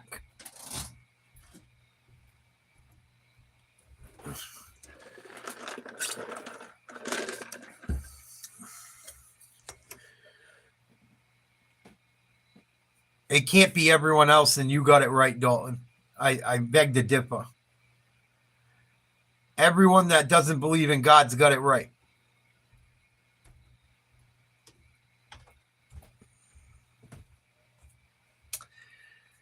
He's probably very young, maybe a troll. Maybe he doesn't believe. But I'm going to pray that he sees before something bad happens. God, please help Dalton to see that you do exist and that there's good and evil in the world. For some reason, he doesn't want to believe in you. I pray that you can open his eyes. He seems like he's hurt. He seems upset. He doesn't want to believe. Please make him see in a way that doesn't harm him. Open up his heart. Thank you, Lord. Yeah, that's all. You got to pray for people like that. It's their loss. When you don't believe, you lose out. You lose out. You carry around all that hatred and all that sorrow and all that madness and all that anger. I'd rather give it to God.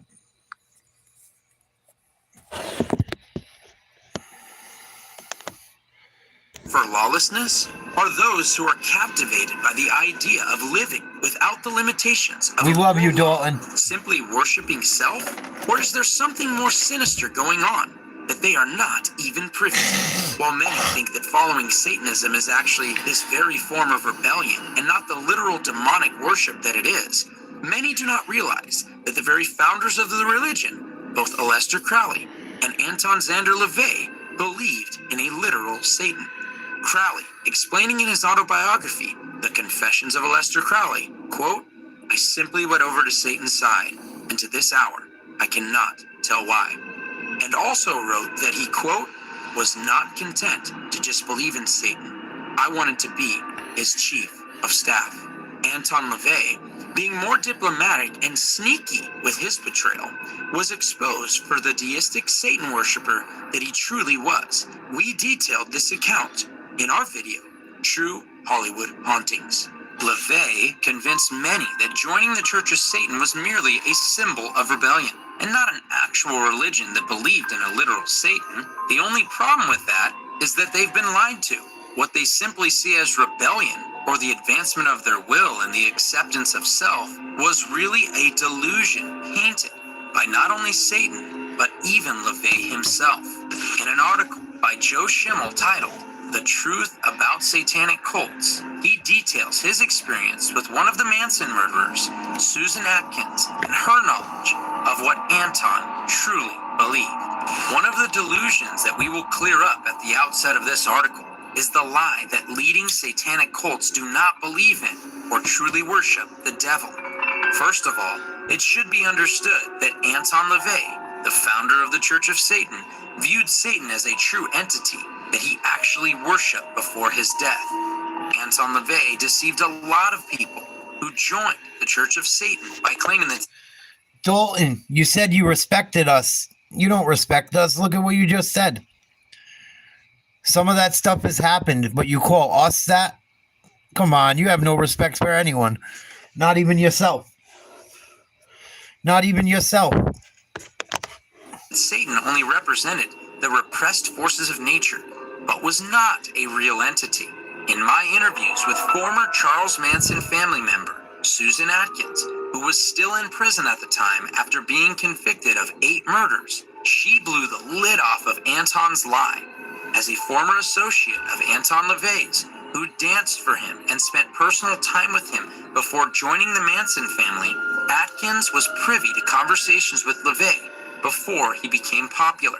Atkins told me repeatedly that while LaVey promotes a watered-down, palatable form of Satanism to the ignorant masses, which he is deceiving, he acknowledged the exact opposite to her and to his inner core of Satanists in the Church of Satan.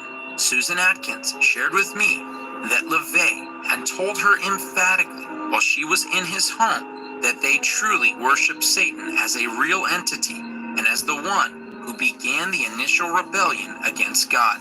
Atkins also stated, quote, Anton told me that as a Satanist, he does believe in the God of the Bible, but he refused to worship him and made a conscious decision to worship Satan instead.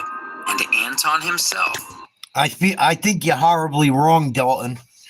And I unfortunately, you're gonna have to live through some more life for your eyes to be open. And hopefully, before the Lord calls you home, you open your eyes. And that's all I can really say to you tonight. I'm not gonna argue with you. You're entitled to your opinion. If you want to be unholy, if you don't want to believe in God, you have that right. But I feel bad for you. I think you're going to carry around a lot of pain for no reason. I feel sorry. I feel sorry. What do you got to lose? What do you got to lose? It'll make you a better person if you live your life by the 10 Commandments. I don't understand why anyone wouldn't want to do it. It'll improve your life. It'll make you appreciate things far more. Even the bad stuff. It'll give you strength. But if you just want to be what you've been tonight, instead, good luck. And we're going to pray for you, but I'm not going to let you keep disrupting. Let his hair down regarding his true beliefs as well. LaVey let his guard down when responding to other Satanists that considered him not extreme enough. LaVey, while in a defensive mode, admitted that the image that he presented publicly was You got sober and you don't have a higher power? Oh, good luck with that. Deceptive, declaring, quote, if they're at all intelligent, other true Satanists, they'll realize that there's only so much I can say publicly. I will not advance things in print which make my position untenable. How long would the Church of Satan have lasted if I hadn't appeased an outrage in just the right combination? It required a certain amount of discretion and diplomacy to balance the outrage. While the downplay of Satan continues in our modern culture, the truth remains that he is a murderer from the beginning, and he... Really? How was your willpower before you got sober, Dalton? How was your willpower before you got sober? Probably not too good. That's not how you become unsober.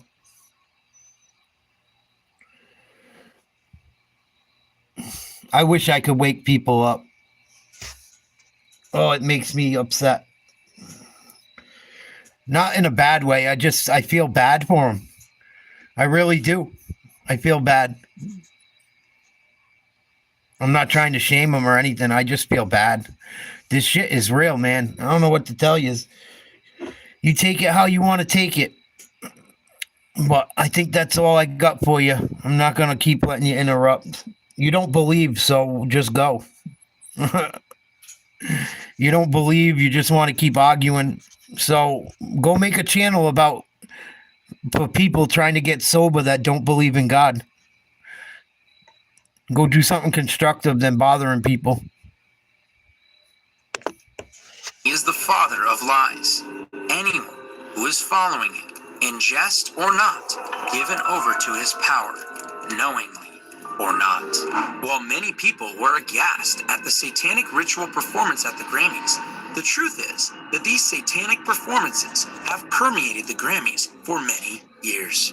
At the 2012 Grammys, Nicki Minaj had a mock exorcism performed on her and later claimed that she did it to prove that the demon that possesses her, which she claims is sexually perverted and calls Roman, is too powerful to be cast out. At the 2014 Grammys, Katy Perry performed Dark Horse with a performance of what appeared to be a witch's Sabbath, with Satan and demons glorifying her. At the 2015 Grammys, the music industry went beyond the 666 stage set, Katy Perry's witch's Sabbath, and showing Satan's power through impotent exorcisms, to even more straight-up, in-your-face devil worship. Incredibly, Madonna came out with all kinds of devil-horned demons appearing to worship her as she sang her song, Living for Love. She went so far as to use mock Christian imagery with a choir singing in the background while she sang about being born again and on my knees in the dark, and then like Satan himself about falling from heaven as she's depicted as falling from heaven on the Grammy stage. She or the demon channeling her now. No, that's not a lie, Dalton. Anton's family said he had a horrible last few minutes on Earth. He said something was horribly wrong. I will show you a video of, go look it up with his daughter. That's how you know this person's a troll and needs Jesus. Oh my goodness. Goodbye, Dalton. We're going to pray for you. Bye, Dalton. Sorry, guys. I can't do that with an idiot. Even though he needs help, he's an idiot. He got sober, but he don't believe in a higher power. Good luck with that. Just about everyone I know that's gotten sober that said something like that didn't go too far. Just saying. And I'm not mad. It's just he's not going to be rude. He's not going to say things that aren't true. It's like dealing with someone on the left that lies about Trump. And I'll show you a video about Anton LaVey after this video, showing you that he actually did have a horrible experience, and he said something's horribly wrong. I've done something horribly wrong, and said they were coming to get me, I believe, on his deathbed.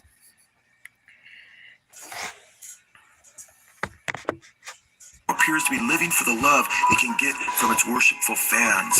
Not to be outdone in devil worship, AC/DC sang their ode to Satan, Highway to Hell.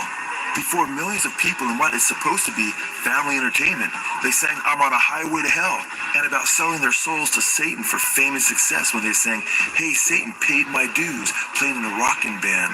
Of course, the song goes on to state I'm going down, all the way down, I'm on a highway to hell.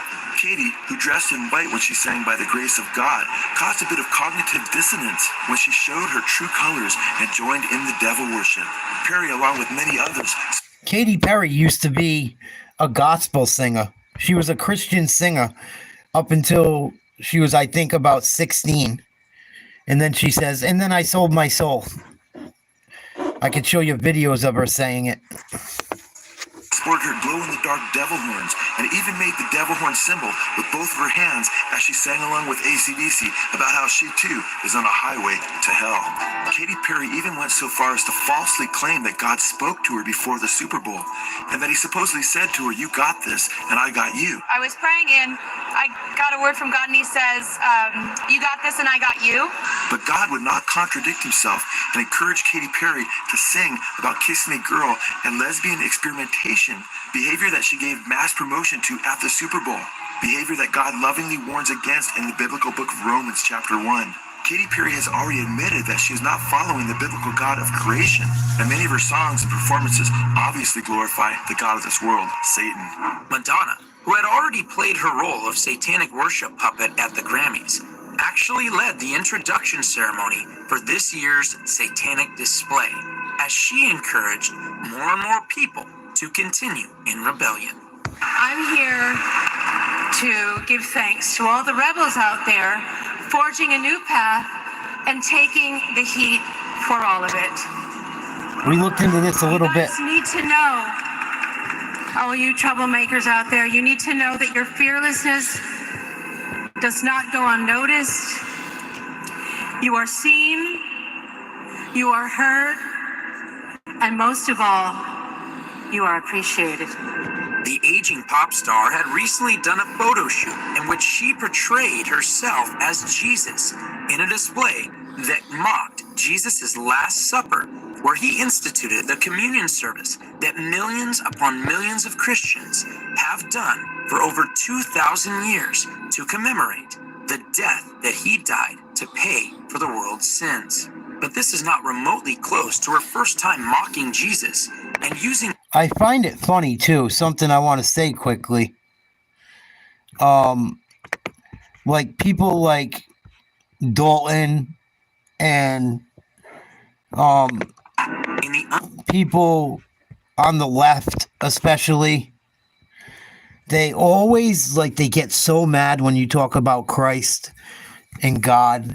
Like they get so mad, so mad. I've never seen nothing like it.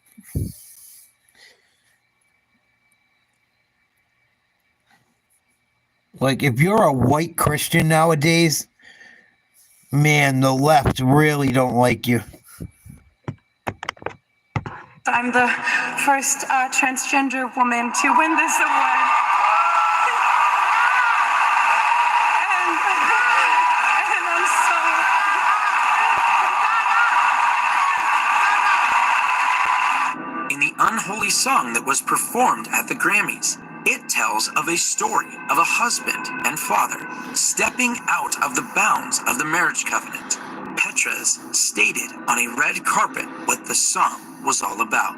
Unholy is about a guy, a friend of Sam's, who cheats on his wife, and she doesn't know it. Yeah, one of Sam's buddies cheats on his wife, and she don't know it. Gee, Sam sounds like a great guy. I don't hang with people that do that type of shit. If I find out one of my friends is doing that type of shit, I won't rat him out, but I'll tell him, I'll say, listen, man, I think what you're doing's fucking wrong. And I don't think you should do it no more. I've lost friendships over people doing that type of shit. I don't want to be down with it. I don't want to be down with anything to do with any of that shit. It's wrong. But this is the type of shit they talk about. Songs about it. Making songs about disgusting shit. You wonder why younger people want to sleep around and be promiscuous and want to be transgender and want to be gay.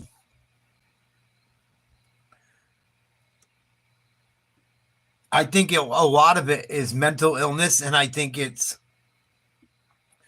spiritual. I think it's a combination.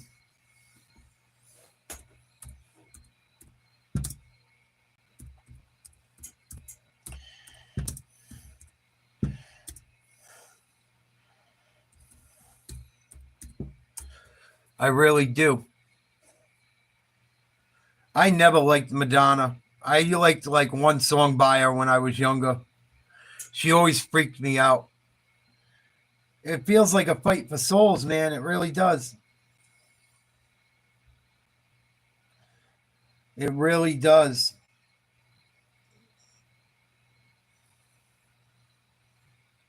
But there's a big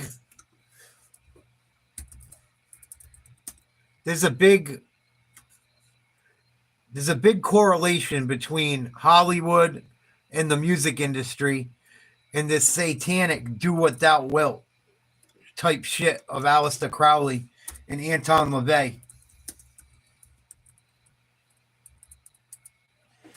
And if Dalton's still hanging around quite a bit,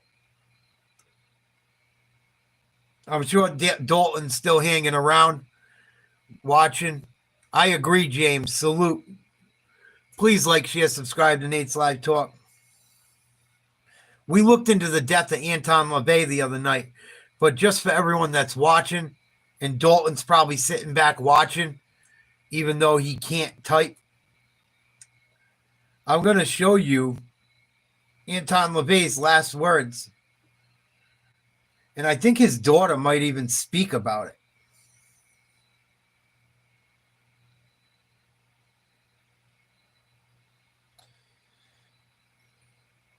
But I know supposedly he couldn't get back in his body while he was sick. That was one story I heard.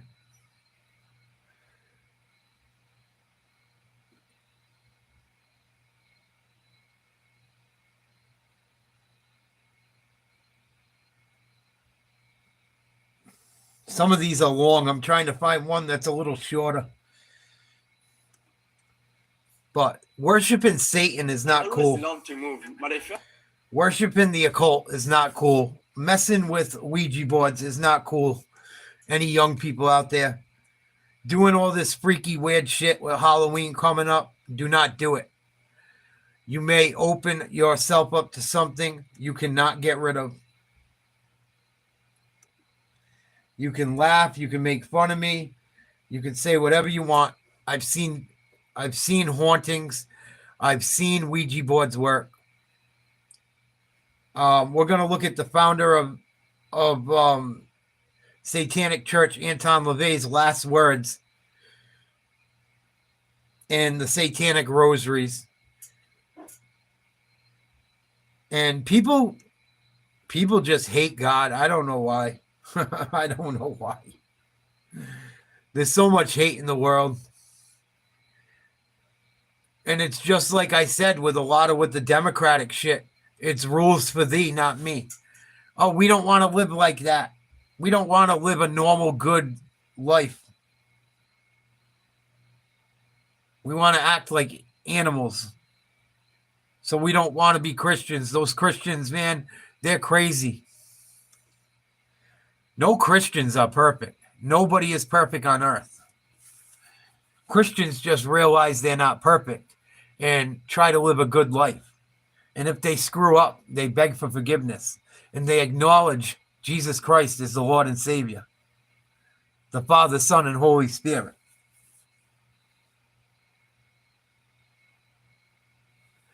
What do you have to lose? What makes that a horrible thing to believe in? Let's check out our votes. Do you think Hollywood is ran by Satanists? 78% of voters say yes. 22% of voters say no. Please like, share, and subscribe to Nate's Live Talk. If you'd like to support the channel, you can do so via Cash App at Nate's Live, NATESLIVE. Or you could also do so by Super Chat. Thank you to all that watch and subscribe and donate. So let's get this one going. Let's show Dalton what's up.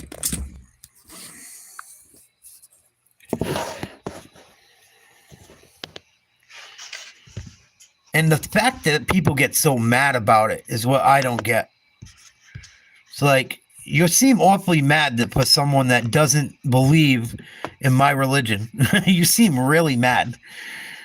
Like so I'm doing something wrong. I don't know. I see it in them blue-haired lefties all the time, though. Oh, my God. I would try to take them to church, but they probably would fucking lose their mind and stop breaking shit. Time to be here with us, and as ever, hopefully you'll be edified with what we've put together for you here. Before I carry on with this video, though, I'd like to say thank you so much to all of you who commented on the previous video for your support and prayer. And a lot of you graciously shared your journey in the comments, and I'm sorry I'm dark as the subject suggests. But what I'd like to share with all of you here is his last words at his deathbed.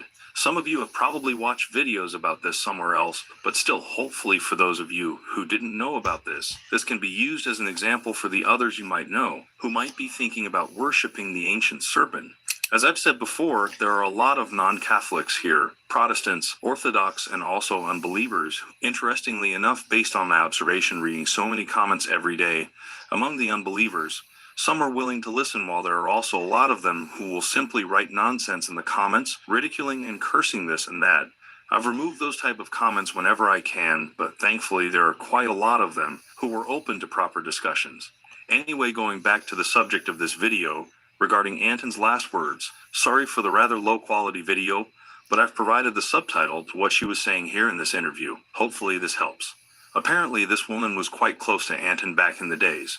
I hope I've presented an accurate information regarding this though, but if you have any extra information regarding the whole thing, please share it in the comments below, and hopefully anyone who comes across your comment will find them helpful.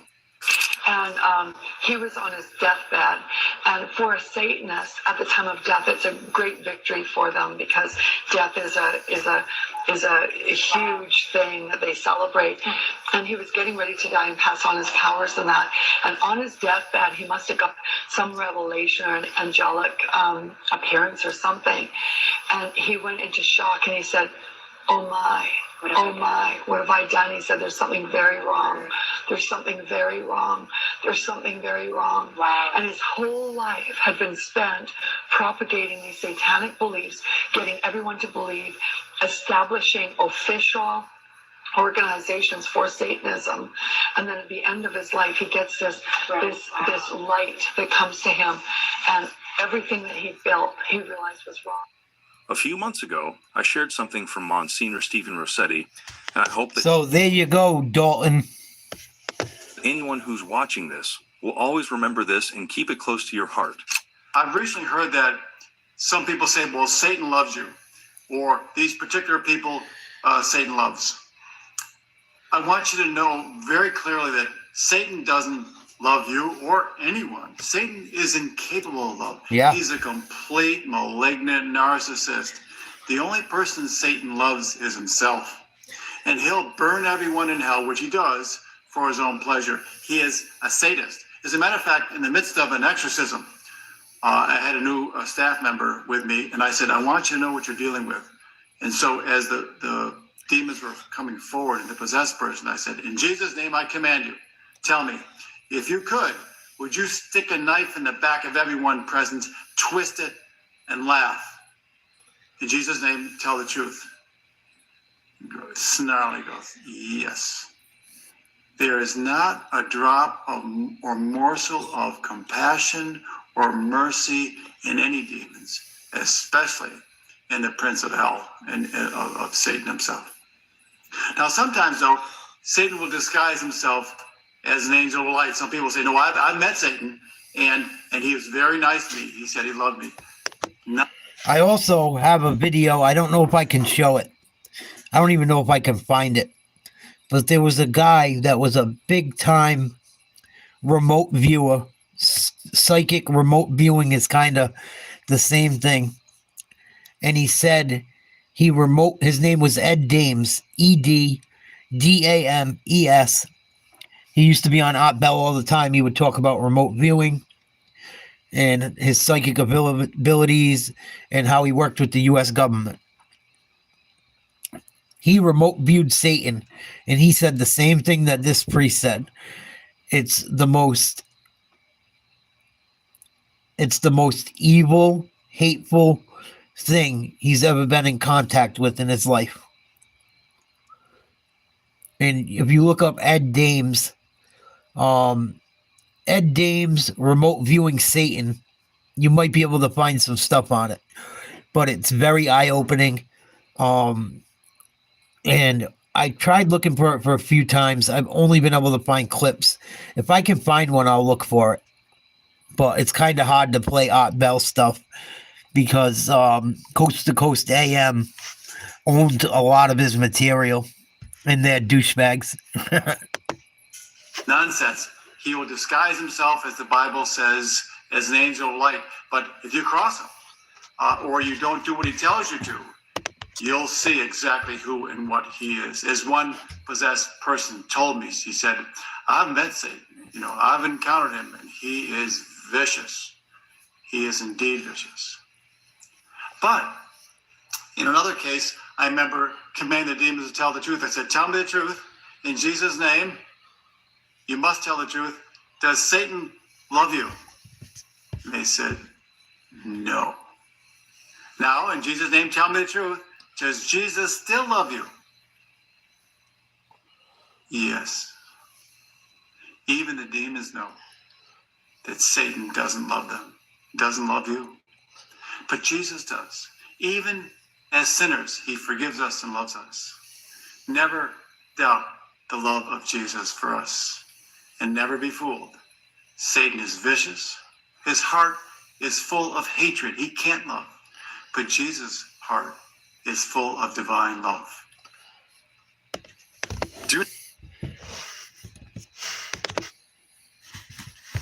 So Dalton can put that in his pipe and smoke it. Poor Dalton. I think people think that Christians think they're perfect. None of us think we're perfect. We think quite opposite.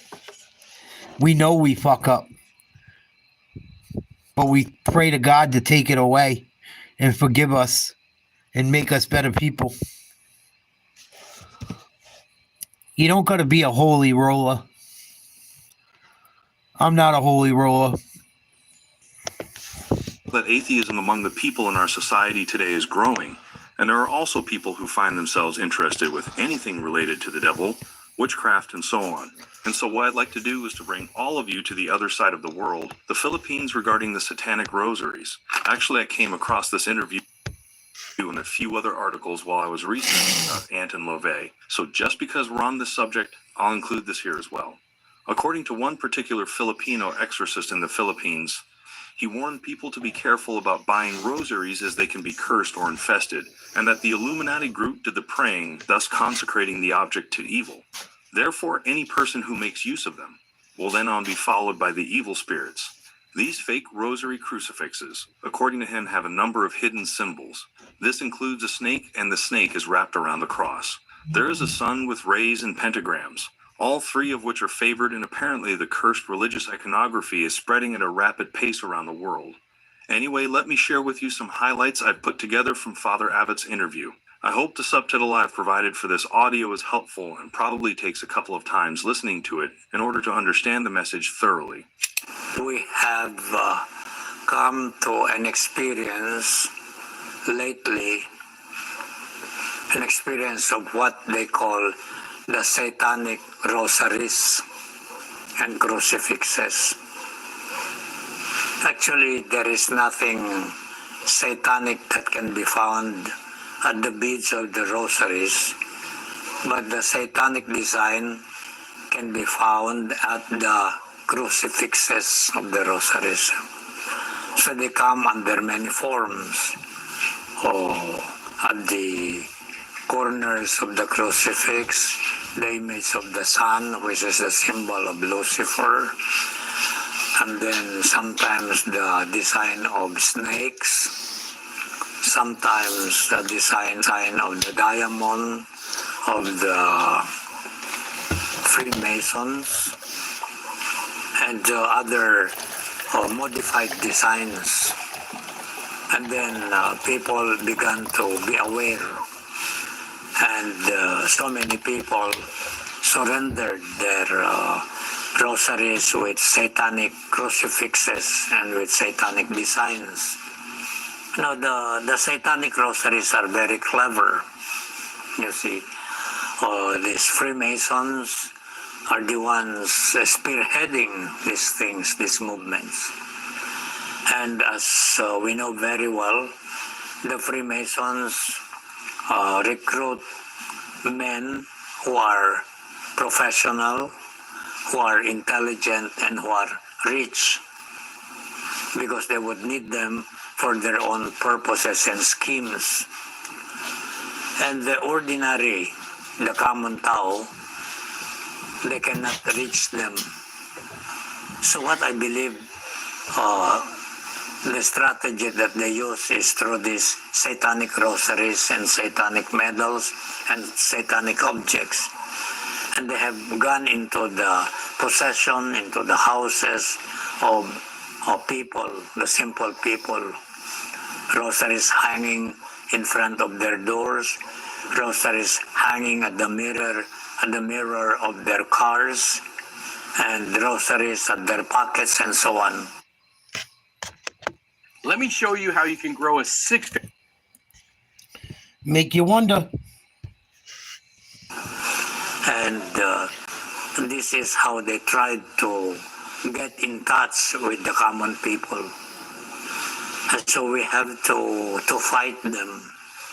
And to add this a little bit further, these rosaries and crucifixes were made not only to be simply given away, but to deceive the people so that evil spirits will haunt them. There were also infestation cases related to the rosaries that have been confiscated, which turned out to be the reason why an evil spirit resided in the room of the respective owners of the rosaries, causing disturbances in their houses. I'm sorry if the subject we're talking about this time focuses too much on the Satanic Temple, but I hope all of you watching this video have learned a lot from this. The last thing I want is for all of you to be walking away from this video feeling gloomy and fearful all the time. But it's always good to be extra careful, especially when we buy religious items on the internet these days. We never know who's behind selling those items. There are also satanic crucifixes, stand crucifixes, with these misleading designs. The sun design, the snake design, even the medal design of Benedict placed behind the back of the crucified Jesus. But actually, if you take a deep look at it, it is not the medal of Benedict, but it is a kind of a medal, something that would resemble the medal of Saint Benedict. And so I'd like to share this clip from one of my favorite priests, Father Vincent Lambert. I've shared this with all of you before, but still it's a very good story to remember and ponder upon. Is inviting a demon in or cultivating relationships with a demon. There was an elderly man in Indianapolis who had no faith background whatsoever. The family of this elderly man were concerned because they said he's always fostered relationships with demons, and we believe he's approaching the end of his life, and we're worried what's going to happen to him when he dies. So I went to talk to this man, and he told me, he said, I know my family's concerned about me, but they need not be. He said, when I die, it's my desire to spend eternity in hell with Satan and these demons that have become my friends. He goes, those are the ones I want to spend eternity with. He says this, and the family looks at me and goes, what do we do? I said, we continue to pray that he has a change of heart. Exorcism prayers cannot be prayed over anyone against their will. And then in Mexico, Father Lopez, a member of the College of Exorcists in Mexico, warned about the risks of the cult of Saint Death, pointing out that those who practice it implicitly or explicitly worship the devil, risking submitting themselves to him and experiencing his extraordinary action. He went on to say that the proliferation of this cult has led to a significant increase in the extraordinary action of the devil, which can include demonic possession. Father Lopez said that Mexican exorcists have confirmed numerous cases of oppression, obsession, and demonic possession linked to the practice and growing spread of the cult of Saint Death. According to him, the cult is a Mexican version of satanic worship, and that this cult includes satanic practices that materially and formally constitute apostasy, blasphemy, and sacrilege, as well as acts of violence against life and very serious violations of the penal code such as murders, crimes, robberies, and drug trafficking. These very serious sins place those who commit them under the direct control of the devil, and with divine permission, can easily become occasions for his extraordinary action. More and more people suffer not only from witchcraft in general, but also from curses associated with this cult. Well, then that is all for the video this time. Thank you so much for taking the time to watch. So there's a little bit. Hopefully you've learned a lot from this. On Anton LaVey and some more Satanistic rituals and values that they hide right under your eyes. They hide this shit. I want to look and see if I can find some more shit on Hollywood quick.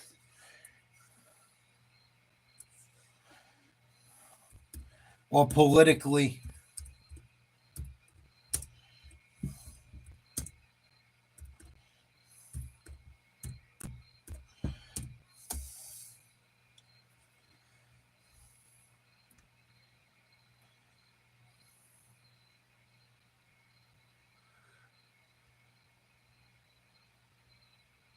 And this is what's here. Yeah. Imagine what really goes on.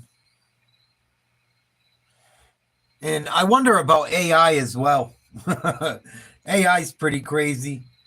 Also, I wonder about the Large Hadron Collider. What the fuck are they turning up there? I might do a whole show on CERN coming up. I know quite a bit about CERN.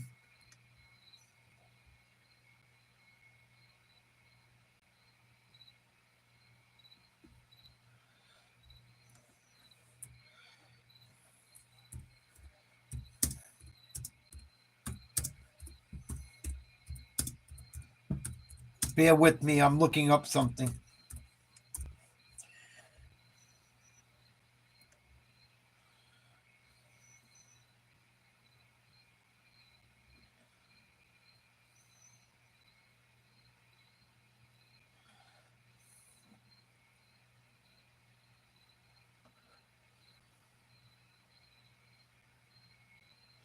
But you see the Masonic shit everywhere in hip hop.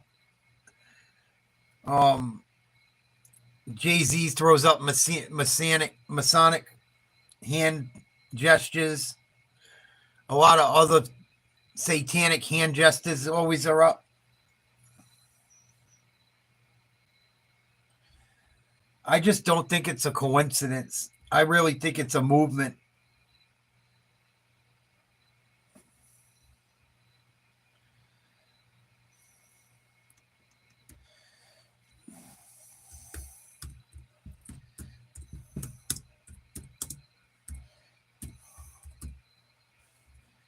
And it's all over the entertainment world. We saw how even some things that allegedly happened, like, I don't find it a coincidence. You look at the Zozo demon, it ended up being involved in Aleister Crowley in the ECDC Ouija board with Zozo. Jimmy Page talks about it.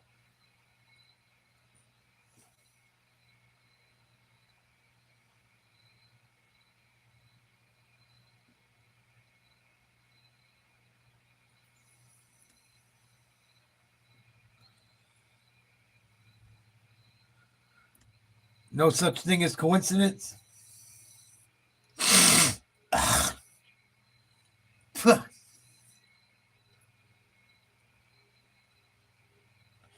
There was a video recently with Doja Cat. She turns into like Satan or a demon. Christian Bale thanked Satan after winning a Golden Globe. I just find it odd. I find it odd.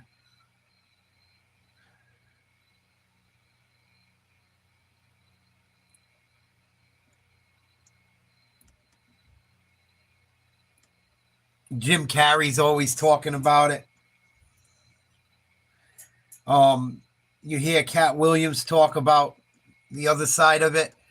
You hear Dave Chappelle talk about the other side of it. I've heard Nick Cannon say that the energy in Hollywood is dark and demonic, the entertainment industry. We keep hearing about pedophilia from these powerful people. I don't know. It just makes me think they do it on purpose to push an agenda. 2 games, 1. You see rappers sometimes dressed up like Jesus with a crown of thorns, like Nas, and I like Nas, but he did do it. I think Kanye may have done it. I know Kendrick Lamar has done it. I find it odd that they're always flashing this stuff. I find it very odd. And they push agendas that are satanic, if you ask me. I mean, I don't know. It just makes me really wonder. It really makes me wonder. They always say the truth is stranger than fiction. Drake at the top of the list with that shit. Sometimes he does that shit. Yeah. He's got the owl. He's got Moloch as his, pretty much as his labels, as the logo for his company. What's it called? OVO. Like, it's just odd. You look into certain businesses, they have occult symbolism in their pitches. It's just odd. Very odd. And then you hear they have these secret meetings places and shit.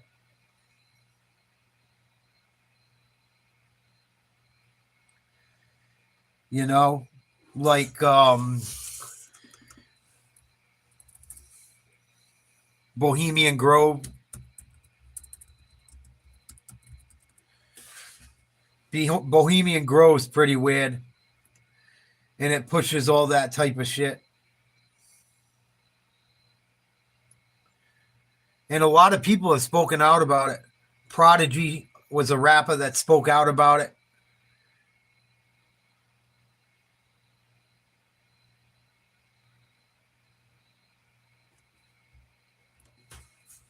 What do you guys think? What does everyone in the chat think?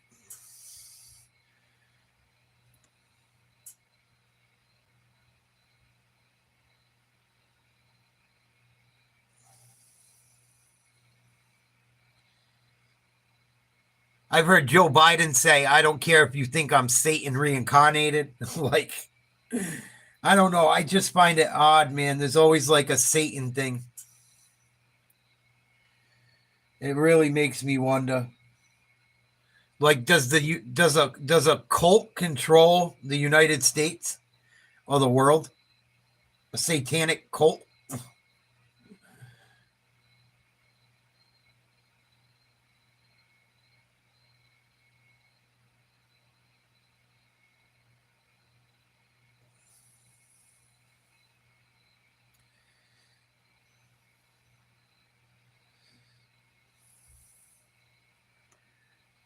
Trilateral Commission.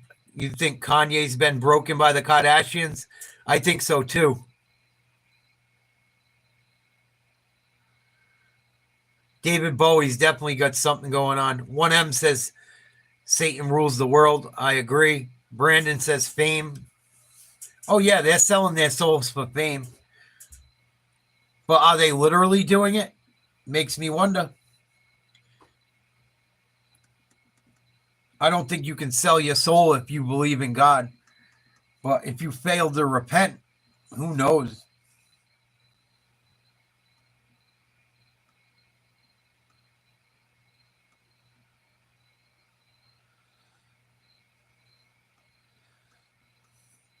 There's all these secret clubs. Ryan Garcia started speaking out about it. And he was kind of looking like he was having a mental breakdown, but it makes you wonder. He did win his fight after that. And then they said he was doing steroids. He spoke out on a lot of stuff.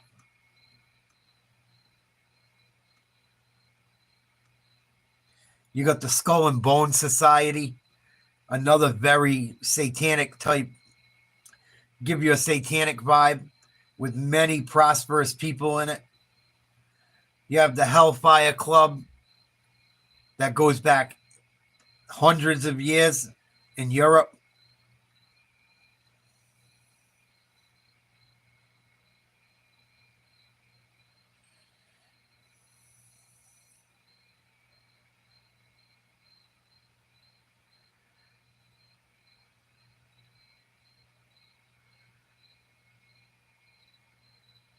Yeah, Crispy, I agree. You think the fallen angels are reptilians? Very well could be. I've heard many times people say that the royal family is a bunch of shapeshifters. I don't know if it's true or not. But all types of shit that make you wonder. If you look into a lot of the places immigrants are coming from, they're not all the satanic culture and all those cultures, especially with the gangs, Colombia, Venezuela, Haiti.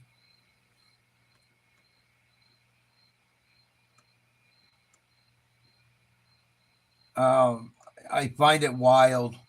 And you watch some of these people, the way they behave, they behave, some of these people that support this shit, they just don't, they want to run the world. Even if they're just the guy at the local satanic lodge, they'll fight to get the statue in a state building.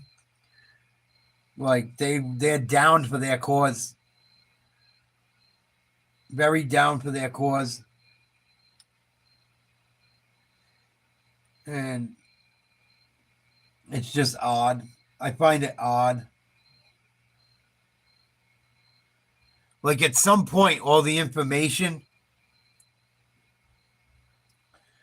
kind of like it's hard not to think it could really happen.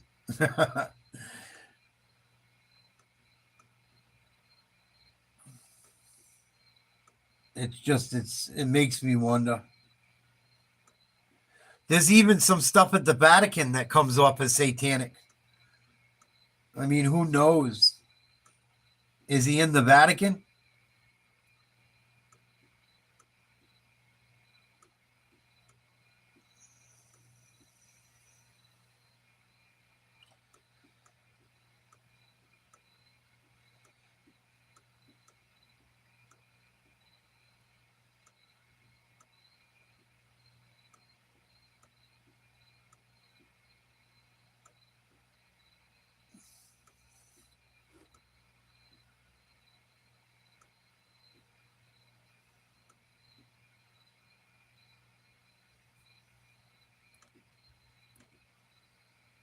And they always talk about it.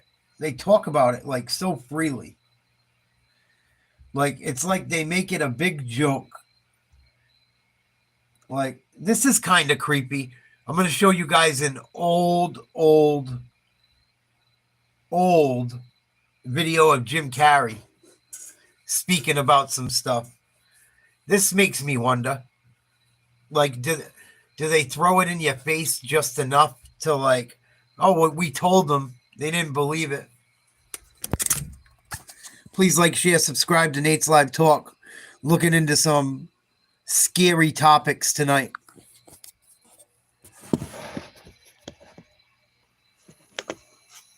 And also the star of the #1 movie in the box office in the entire world at this very moment, The Mask. Please welcome Jim Carrey!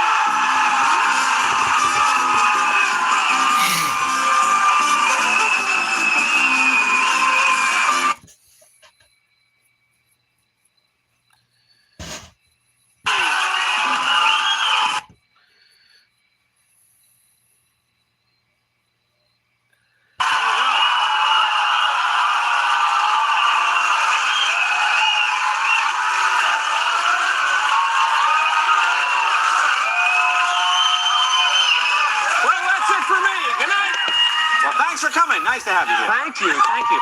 Sometimes I think he plays Joe Biden. Him and fucking Will Ferrell take turns. It makes you wonder. The way Joe Biden acts. Oh, make me wonder.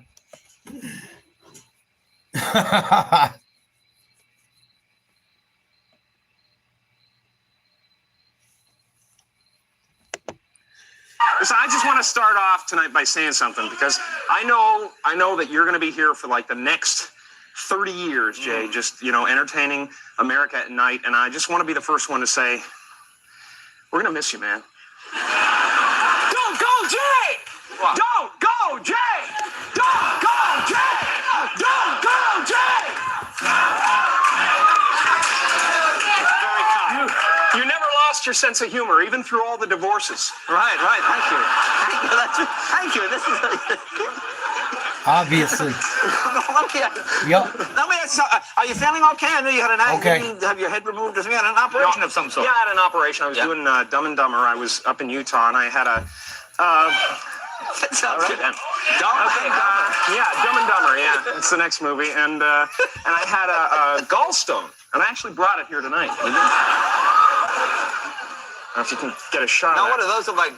Yeah, they're white, like they're little. Yeah. Now I don't. Oh wow, yeah, that's. I don't know if you've ever tried to pass one of these, Jay, but it's no picnic, man. You really have to relax, you know. Yeah, well.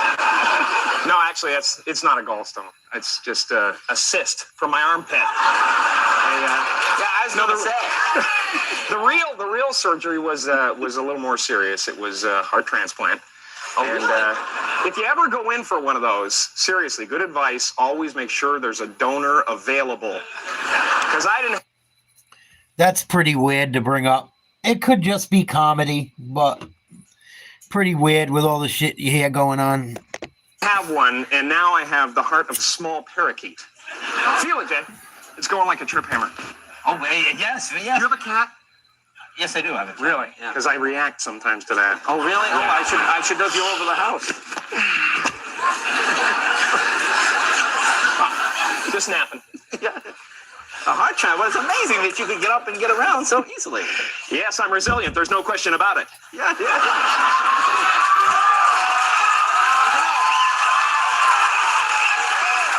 And it hasn't affected your mind. That's the nice thing about it. It doesn't seem... Not at all.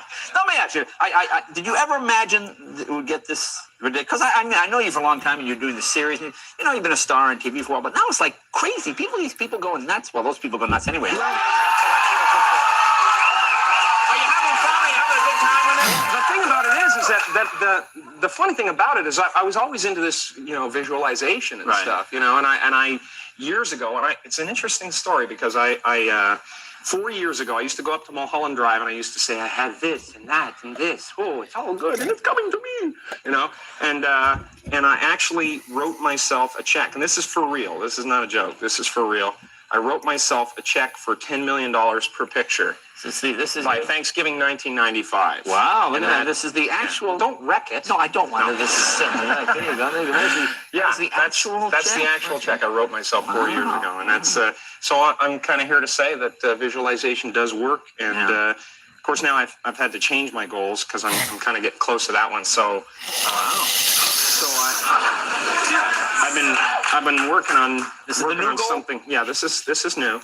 I'm kind of into real estate now. Can you get a shot of that? Now these See, I just started renaming the cities and countries.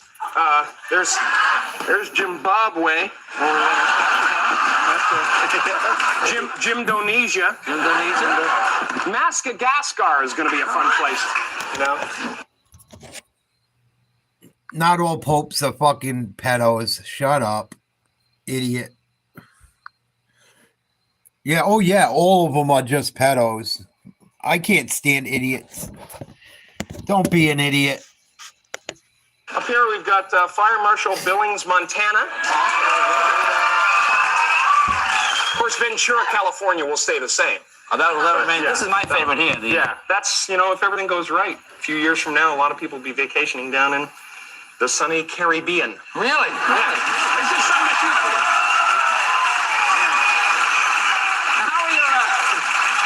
How are your friends? Your friends handling this success. Is it hard on them? Are they? Well, they've completely changed. Really? You find It's not me. No. It's definitely not me. It's good you know that. They've changed. Basically, the hardest thing about it is you can't get sympathy from anybody. No matter what happens. Some people will not cut me any slack at all. I could say I know. You see there you go. Right there. I could say I have an inoperable disease. I only have 3 months to live. They'd go, yeah, but you're loaded. Hey guys, get a load of this. Poor little rich boy only has 3 months to live. Get out of here. And don't ever come back in my church again.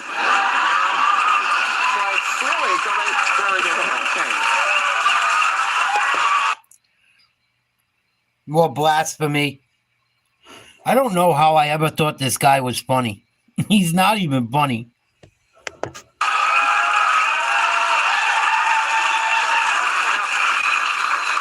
into dream analysis? Did I hear you say that Yeah, once? I'm into You're that into too. all that kind of. What is that exactly? You just analyzing your dreams? Yeah, among other types of therapy that I'm interested in. Is dream analysis, and I've been writing them down, and there's one recurring dream that just kind of freaks me out. It's when I go crazy, and I want to wipe out a bunch of people, right? But all I can find is a Daisy air rifle. So I go like flying into this fast food restaurant in slow motion, like this.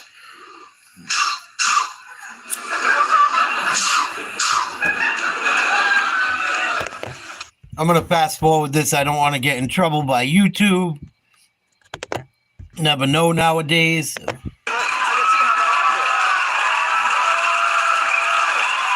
little break when we come back. More with Jim Carrey right after this. Be right back.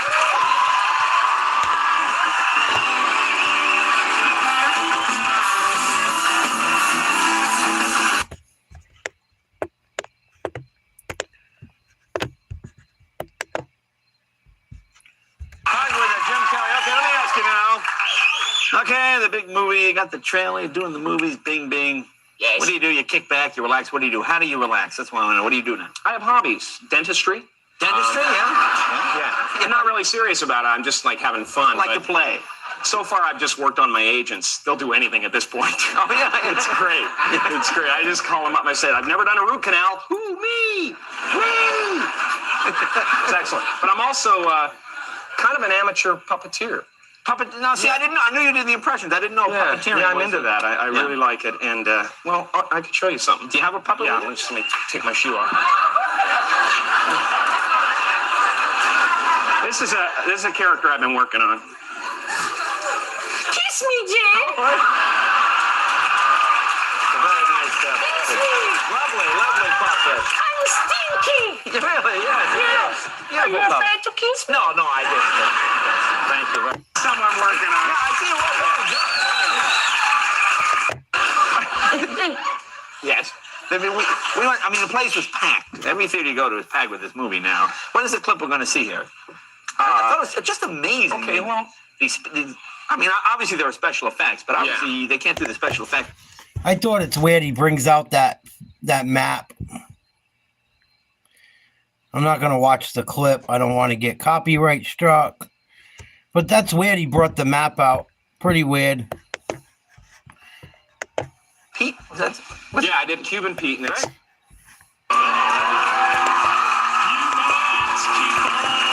He also has one where he comes out with the Illuminati symbol and shit. The Jay-Z Rockefeller symbol. Waving it all over.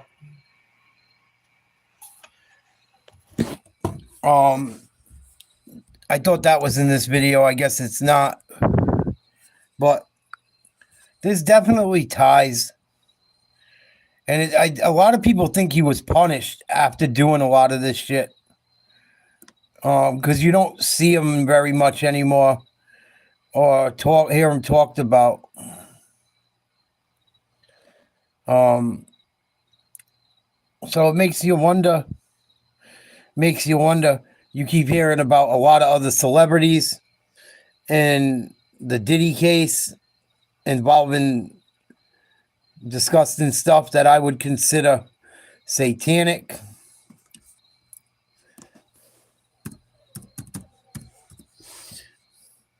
You hear about these Hollywood parties. They're pretty gross.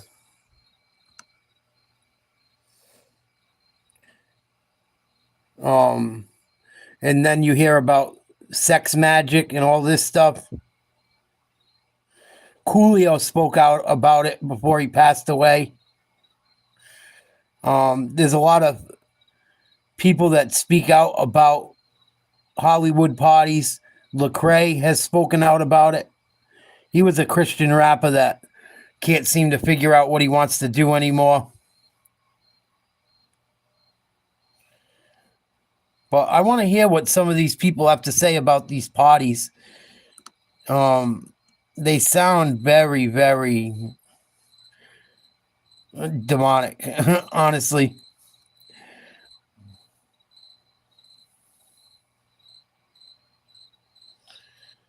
Ugh. Mel Gibson spoken out about it.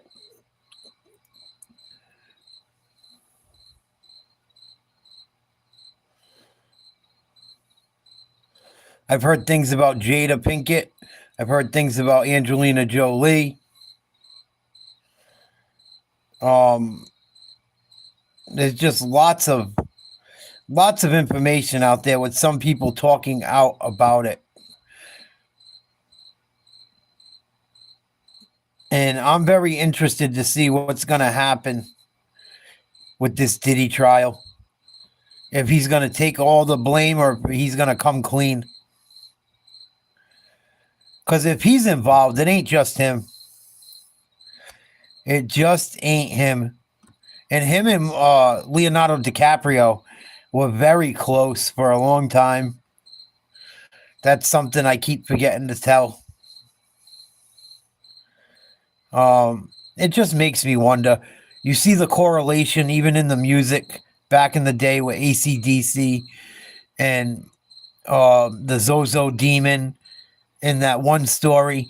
You see the correlation with Led Zeppelin earlier in tonight's show and Aleister Crowley.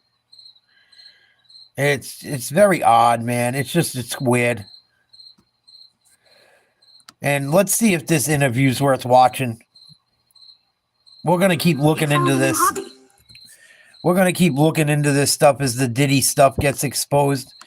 But I want to see what Lecrae has to say about what happens at Hollywood parties.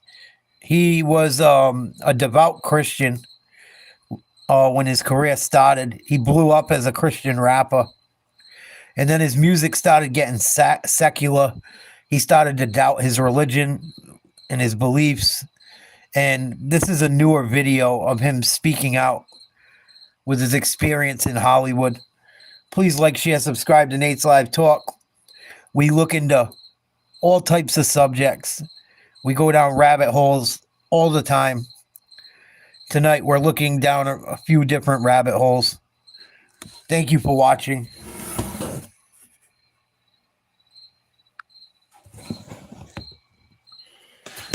I don't watch too many new movies. I never really watched The Revenant, none of it. I don't listen to much music that's secular anymore. I don't even want to spend my money on any of this shit. Or even really listen to a lot of it. But I'm going to go ahead and say it. I've been to a couple Diddy parties. Jesus, I say this all the time, didn't party with sinners, he ate with sinners. To be honest, there's a mix of work. Because this is oftentimes where you go to connect with people. Everything anti-God. Literally, sin is your entertainment. Around 1 a.m., make sure you're not here. I remember when I was unsaved, I used to party with a youth pastor from my city, and I thought Christianity was a joke. How is the youth pastor here at the party with us? Why would I want what you have? Okay, I'm reacting to a clip you guys keep sending me of Lecrae talking about what happens at Hollywood parties. This is not for, I would say, 18 and under. So if you're a young person, goodbye. It's time to go clean your room. This is not for young people. I didn't watch this whole clip, but I'm guessing he's going to talk about things that are probably not appropriate for kids. But I do want to react to this video. Guys, make sure you check out my live tab on my channel, because that's where my hundreds of hours of Bible teaching and preaching is. These are reaction videos to get people to the live videos, which are Monday, Tuesday, and Thursday at noon. Put it this way, I stream Bible preaching and teaching for 5 hours a week, and I do these videos for 20 minutes a week. So 95% of my content is Bible teaching and preaching. Go to the live tab to see that. If you've been missing out on that, you're missing what my whole channel is about. My whole channel is about spreading the gospel and equipping the saints to live a supernatural lifestyle. With that being said, let's jump into Lecrae talking about what happens at Hollywood parties. And I'll give you my honest reaction. I wasn't even going to say nothing about this, but I'm going to go ahead and say it. That's a way to start. Wasn't going to say nothing about this, but I'm going to go ahead and say it. I'll link his full video in the description. And also, let me remind you guys, this is a reaction video. So I'm going to be pausing it and giving you my commentary. If you don't want to hear me pausing, telling you what I'm thinking or feeling, then go watch his original video without me on it. Do not comment, why are you pausing it and talking? That's what a reaction video is, just so you know. I've been to a couple Diddy parties. Now, I'm risking a lot by saying this because I know as soon as I say that, all the assumptions are gonna come in, and if I don't say evil things were taking place, then I'm covering for them. Stop being a bitch. Do what's right. Don't be a fucking lukewarm Christian. This is why I speak out against Kamala Harris and don't give a fuck. And that's why I look into all this different shit and don't give a fuck. Pardon my language. Because if I sit back and don't try to expose it, I'm guilty of it. If I buy these albums and watch these movies, I'm guilty of it. I can't fucking do it at this point in my life. I don't know. Something's changed in me for the better. It started happening about 3 years ago. I'm glad it has, even though I've lost people. Probably over some of my views and how I feel. But eternity's a long time. I'll take my cards that are dealt to me on Earth. And if I do say evil things were taking place, then I'm one of them ones like, yeah, Lecrae, expose it. You know what I'm saying? And I've been to lots of parties. I've been to Jamie Foxx. I've been with... What do y'all think about this? I'm curious. Should Christians be at parties, secular Hollywood parties? Here's the thing. In my opinion, Jesus, I say this all the time, didn't party with sinners. He ate with sinners. It's one thing to go out to eat with someone in the celebrity world and talk to them about God. In my opinion, it's another thing to go to their parties. What business does a Christian have being at a secular party, especially a Hollywood party? That's my opinion. I could be wrong. Just my thoughts on it. But let's do this. T.I., like, I've been to lots of places. I agree with him wholeheartedly. I agree with him wholeheartedly on that one. I got family members that support things that are against my religious beliefs. I don't go to barbecues over there anymore. Too much.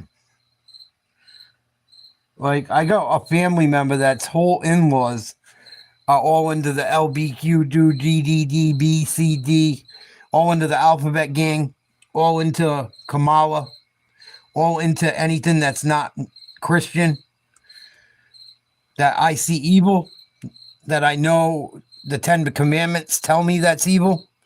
I don't go to any of that shit anymore. And I don't care what they think about me anymore. I used to care. And I'd put on a front like I wanted to be there.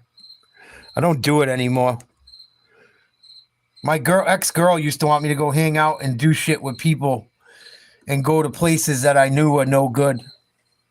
And she gets so mad. And I just, it took a toll on my relationship as well. But at this point in my life, I do not want to do it.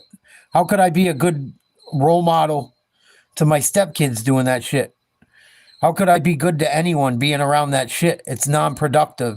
It does nothing for me. It's a waste of my time. Nothing good is going to come of it. Here's what I'll say. He's using his words carefully. He's like, I do not want to get canceled talking about this. There are people who will test you. There are people who will see how far your limits are. And if you're willing to take a step, then they'll take two. I, in my personal experience, never saw anything where someone was like, you can't move any further unless you do X, Y, or Z. But what I did see was, if you do X, Y, or Z, well, keep coming, because you're, and that's how we all are. So he's saying basically he didn't see where it was like, you got to sign this demonic contract or go do this dark thing, some humiliation ritual to go to the next level. That definitely does happen. We've heard stories and stories and stories. I know people personally that are in Hollywood that have dealt with it, that have been offered things. But I think maybe to where he was at in his world, no one was offering him that, but it doesn't mean it doesn't happen. I think it definitely does happen. Right? He says, blessed is the man who does not walk in the counsel of the wicked, who does not stand in the way of sinners, who does not sit in the seat of mockers. You start walking, they gonna walk with you, and now you find yourself standing. They like, oh. Here's the thing I would say about that. If you're really walking that walk and going hard for God, sinners are not going to want to be around you. Nope. They're not going to want to go after and hang out with you. And nope. A lot of people get radically saved and they're like, my friends don't want to hang out with me anymore. Yeah, that's because you're going this way. They're going that way. That's right. So I can't imagine, being super radical for God in this industry and a bunch of people wanting to be your friend and connect with you. I just don't see you that. stand? And even as a regular person, what good is that shit gonna do you? Going out and partying and all that shit and shaking your booty in a one-night stand. You could end up pregnant. You could end up getting someone pregnant. You could end up catching a disease. You could get in an accident drinking and driving. You could get hurt because you're drinking or drugging. All the same thing. Someone could take advantage of you because you're not coherent. You're going to waste all your money. You're going to feel like shit the next day. I did it for a lot of my life. It's not worth it. I'm so glad I don't wake up with hangovers anymore. It's not worth going to these places where there's nothing but sin going on. Well, it's going to hurt your pocketbook and you could get in trouble, hurt, unalived. When you go to places like that or parties like that, even if you're not a celebrity, going out and partying and shit, bad things always happen when people have too much to drink or drug. Nothing good ever comes of it. Well, if you stand, come sit. Now, next thing you know, you're sitting. And so it was never a situation where I felt forced to sit. It was a situations where I was asked, do you stand? Do you stand? And I'm like, I don't stand. Oh, okay, cool. And then I was left alone. It's like, oh, he's not about that life. He's not with it. I'm leaving him alone. And that makes me wonder, like, that's how people probably get so big in Hollywood. Yeah, I'm down. Sure, whatever you say, I'll do it. Then they just keep going up to these people because they know they don't care. They'll do whatever they say to make money. Selling their soul to make money. And that's how people blow up. And they do it in other ways, even though it didn't happen to this dude. I can only imagine what happens to women and some men. I'm sure they go after people in sexual ways. I'm sure there's predators. Harvey Weinstein was one. Looks like Diddy's one. You think they're the only ones? Doubtful. And this is what I'll say, and I won't say whose party I was at or what party, but this is a crazy situation, right? I was at one of these parties, and I'm not trying to be rude, but good night, Tommy. Love you, brother. As a man of God, why put yourself in a position where you're at a party where drugs, sex, everything anti-God, literally sin is your entertainment? Think about that. Sin is the entertainment at a party. The thing that Christ died for on the cross as, he was beat, bruised, and whipped for, that's what entertains people at a party. And I used to party all the time before I was saved. I was a party guy. I was drinking almost every day, even during the week. I just, what business does a Christian have there? Well, we're going to bring light there. Yeah, but you could say that about anything and anywhere. I get it, but are you bringing light there? Most people that say they're bringing light aren't bringing anything. They're not bringing anything but maybe a water because everyone else is drinking. They don't want to drink. So if we're really saying, and the Christian really at a party, we should be bringing light, we should be ministering, we should be sharing our faith with people, if that's why we say we're there. But just being there and hanging out against the wall and being a part of it as a Christian is not beneficial to anybody. For me, I'll be honest, there's a mix of work, because this is oftentimes where you go to connect with people, where you go to meet people. And I have met people here, and I have built bonds, and they have said, I have met actors and celebrities who said, man, thank you for being here. I needed your presence here. You're the reason why I know God is walking with me. And we've had conversations since. Yeah, but why? I'm not trying to be critical, but why do you want a celebrity telling you you're the reason why I know God is walking with you? That's bullshit. I would be like, honestly, the way you're living, I don't think God is walking with you. Yeah. If you're the celebrity in Hollywood, unsaved at a party, it's likely God is not walking with you. So why would my presence validate that for you? And I'm not trying to be petty, rude. I don't dislike Lecrae. I just think, like, why do I want a celebrity telling me They should, like, anyways, why would I want them telling me, yeah, you're the reason why I know God is walking with me? I would have told the celebrity, like, honestly, the way you're living, God probably isn't. That's where they're like, man, thank you so much. I appreciate you.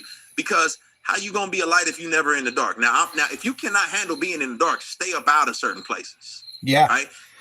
Yeah, I'm glad you said that for sure. Yeah. Some people can't handle being in these environments. Don't play tug of war by yourself. I never went to these events by myself. I was always with people who were walking in the light, and we always had a mission. It was never just to go in there and wild out and be stupid.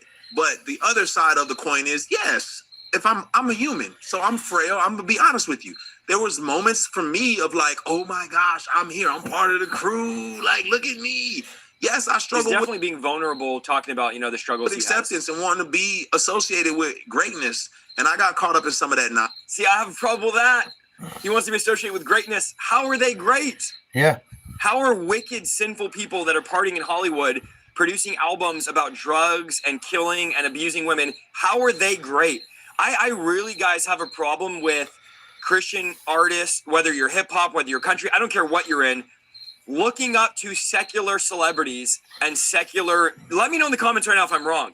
But we look up to these musicians saying, look at this great album that like Michael Jackson had or whatever, whoever it is. Look at Lil Wayne, P. Diddy, this great album they had. Christian artists say that. How is their album great? How is their talent great? They're using it for darkness. There's nothing great in God's eyes about that. I struggle when Christians say, I'm not just...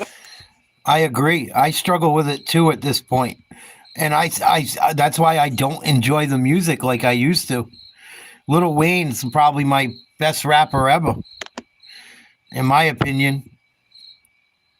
A lot of these guys I used to think were great. You see what they really do and how they really live and what they're really about. At 40 years old, I can't condone it no more. Lecrae out here, I struggle when Christians say this secular artist or actor has greatness and is great. Because I don't see that biblically. If somebody's sinful and a sinner and wicked, how is that considered great in the eyes of God? Because all that matters is what God thinks. And what is success to God? It's reaching people. It's being a good husband. It's being a good father. It's working with your hands. It's living a peaceful life. It's living holy. It's showing up to church. It's fasting. It's prayer. It's not being a celebrity or an artist in Hollywood. They have no value in the God's kingdom. Nonsense internally, right? But you would have never known that. What I will say is that one particular party, lots of big names. There was an artist there who said, "Hey, Lecrae, around 1 a.m., make sure you're not here." And I was like, what? Why even be at a party like that, though? If secular people are saying you probably shouldn't be here. Yeah. At 1 a.m. you shouldn't be here. You probably shouldn't be at that party at all. If a secular person could recognize, an unsaved person could recognize, yeah, bro, you probably shouldn't even be here. What are you doing here? Yeah, good Here's point. the thing. I'm not trying to rail on Lecrae here. It'd be weird. This is the first time I'm seeing this clip. If I am a secular person seeing a Christian at the party with me, I'm thinking, why would I want what they have? They're here with me partying. Yeah. Now he's not partying. He's saying I'm not there partying, but it looks like it to them. I remember when I was unsaved, I used to party with a youth pastor from my city, and I thought Christianity was a joke. How is the youth pastor here at the party with us? Why would I want what you have? I genuinely used to think that. I was an atheist, cussing at God. Why would I want what this dude has? He's out here partying with me. And you know what's crazy? When I got saved, he was the guy telling me to calm down. He was the guy telling me to settle down. So if a secular person says at 1 a.m. you shouldn't be here, you probably just shouldn't be there at 8 p.m. either. Yes. And I'm not trying to rail on Lecrae again. You're like, you must not like Lecrae. No, not at all. That's not it. I like Lecrae. I have nothing against him. I just don't understand this be here mentality. at 1 in the morning. And I was like, now my pride kicked in, like, yo, you don't know me. Like, you know what I'm saying? Like, I can handle myself. Like, I'm not some little church boy who ain't never seen nothing. Like, I'm good. Like, you know what I mean? Like, what you talking about? Gremlin? But you came out as a Christian rapper. That's what I don't understand about Lecrae. He could just be hurting. He could be a little lost. None of us are perfect. But you came out as a Christian rapper, then you went secular. Hopefully he's starting to get back to where he was. But you engage with these people that aren't living the life you were trying to live. And look where it got you. It actually hurt his career. He was doing better when he was just rapping, doing like Christian rap. It backfired on him.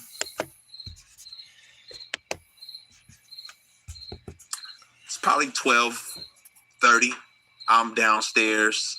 I go downstairs to the studio. I come up out the studio, and I'm headed back upstairs to like the main area where everyone's kind of congregating and hanging out. What up, Ace? The music changed. It was like really hard and heavy at first, and then Okay, so he didn't listen to the guy that said you shouldn't be here. He stayed, which again, it's like I don't understand it. I don't understand it. Jam and dancing music. It was a little softer. You know, it was a little more sensual when I came out the studio and started going upstairs. And on my way upstairs, there's like this couch. I won't say how the couch is designed because then that may give away whose party and whose house this was. We know who. There was a couch. And on the couch, I saw a couple of guys really going at it, hard and heavy. Disgusting. And this is what's happening at these parties. These are what the people are doing that you guys are like, oh, these great celebrities, let's buy their album. These are the people that are voting in demonic leaders, demonic presidents, and the ones that are standing for this alphabet community agenda. And this is what they do at parties. It's despicable. It is. Man, and I was like, oh, my brain, I'm thinking, well, this celebrity party, people do what they do. As I started moving upstairs, I passed them up and I noticed that it wasn't just those two guys. It was more and more people just going at it. I was like, okay, it's time for me to roll. I'm going to grab my stuff. Lecrae did make worldly music. Lecrae was questioning his faith for a while. You can look it up. And I'm going to get up out of here. I did not know that's how this went down. So was that shocking? Absolutely. Was I forced or coerced into anything? I was not. But why put yourself in that environment? Why they felt that comfortable? I don't know. Maybe the invite list, they was like, yeah, all these people, I don't know. See, again, why they felt that comfortable is because you're not taking a stand. They feel comfortable. Like, ask yourself this, not Lecrae, but you guys watching, why are people so comfortable sitting around you? Is there that conviction in your life, that holiness in your life where people should feel convicted around you? Like, oh, I don't want to cuss around Isaiah. I don't want to cuss around so-and-so. I felt convicted. He's not carrying that around, especially at these parties where people don't feel bad about doing these things. So that, to me, that's just like, yeah, I don't understand it. I'm shocked that it went down. But I've been to another situation, another person's party, celebrity party. And again, how do you find yourself in this situation again? Why are you at these parties? A celebrity tapped me on my shoulder.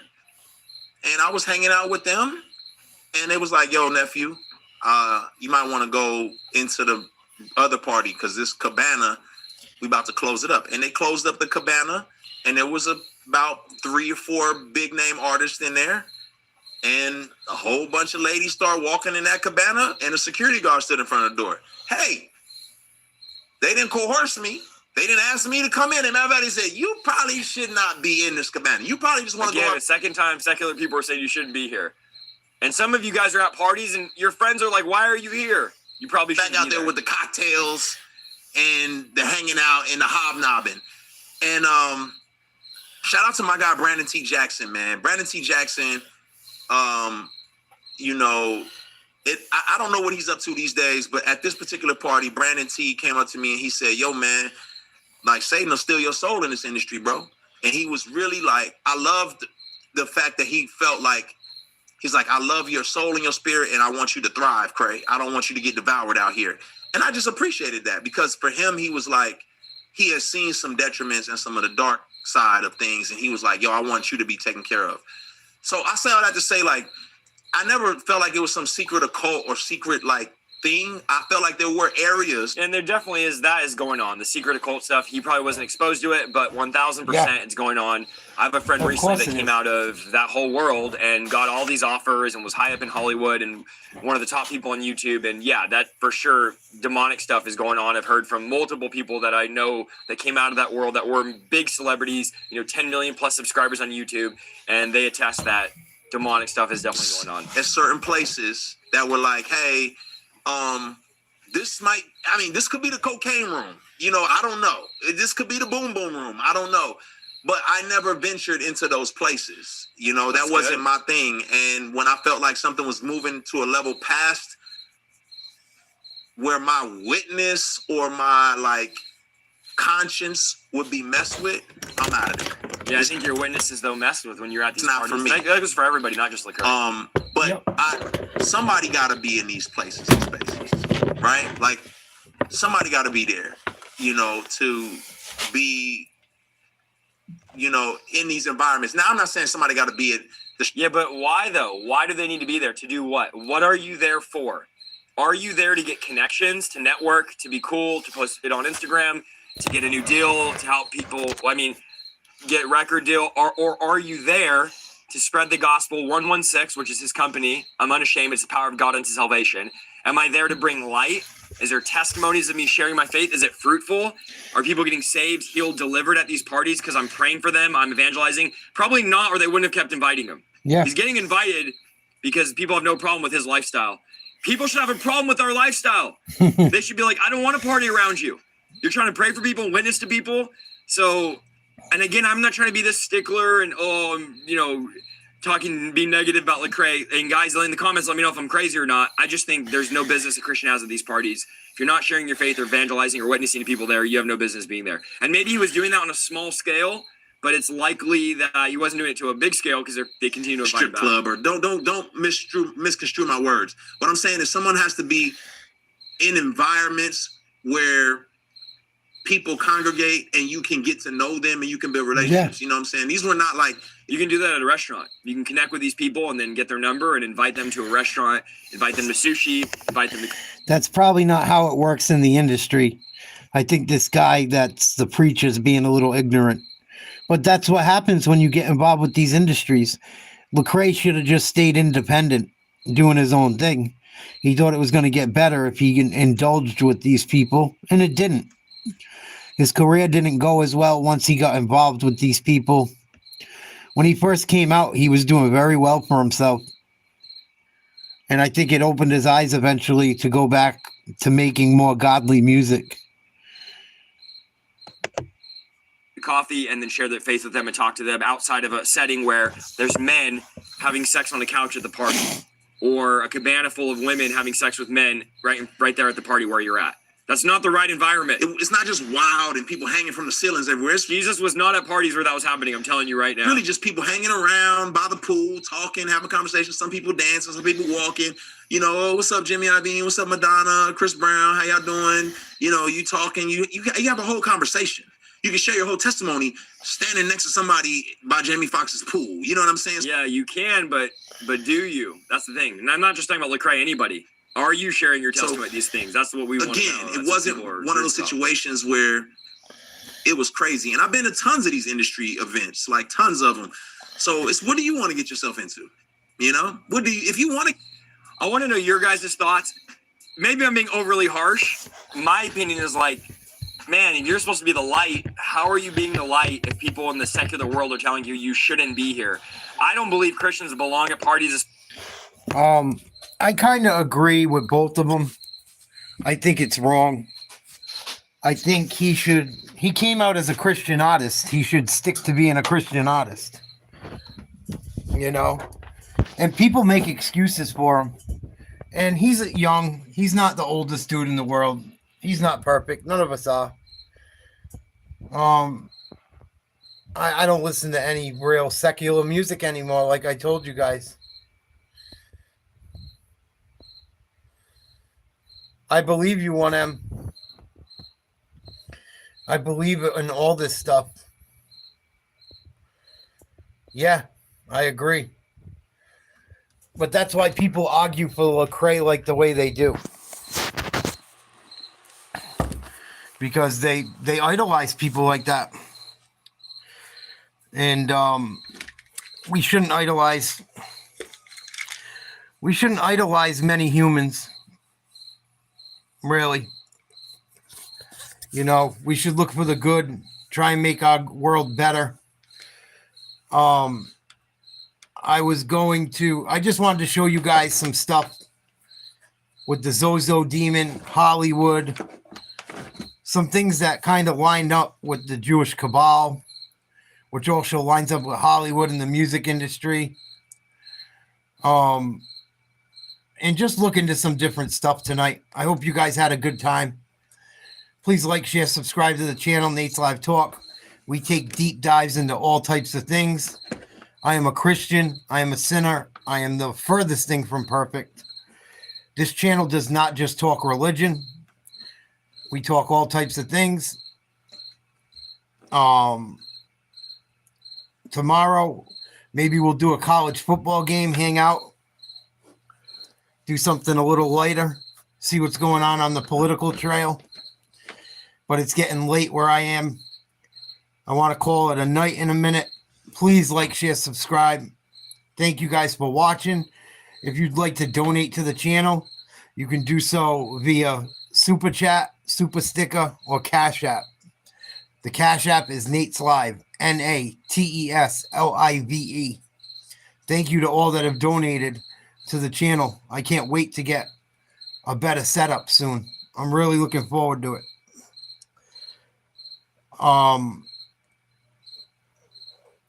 I think that's all I got. Crispy Critter says the way to our Father is through Christ. Absolutely. Absolutely.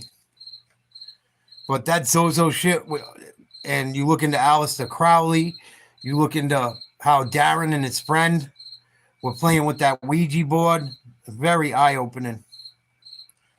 And then you look into Aleister Crowley and Led Zeppelin.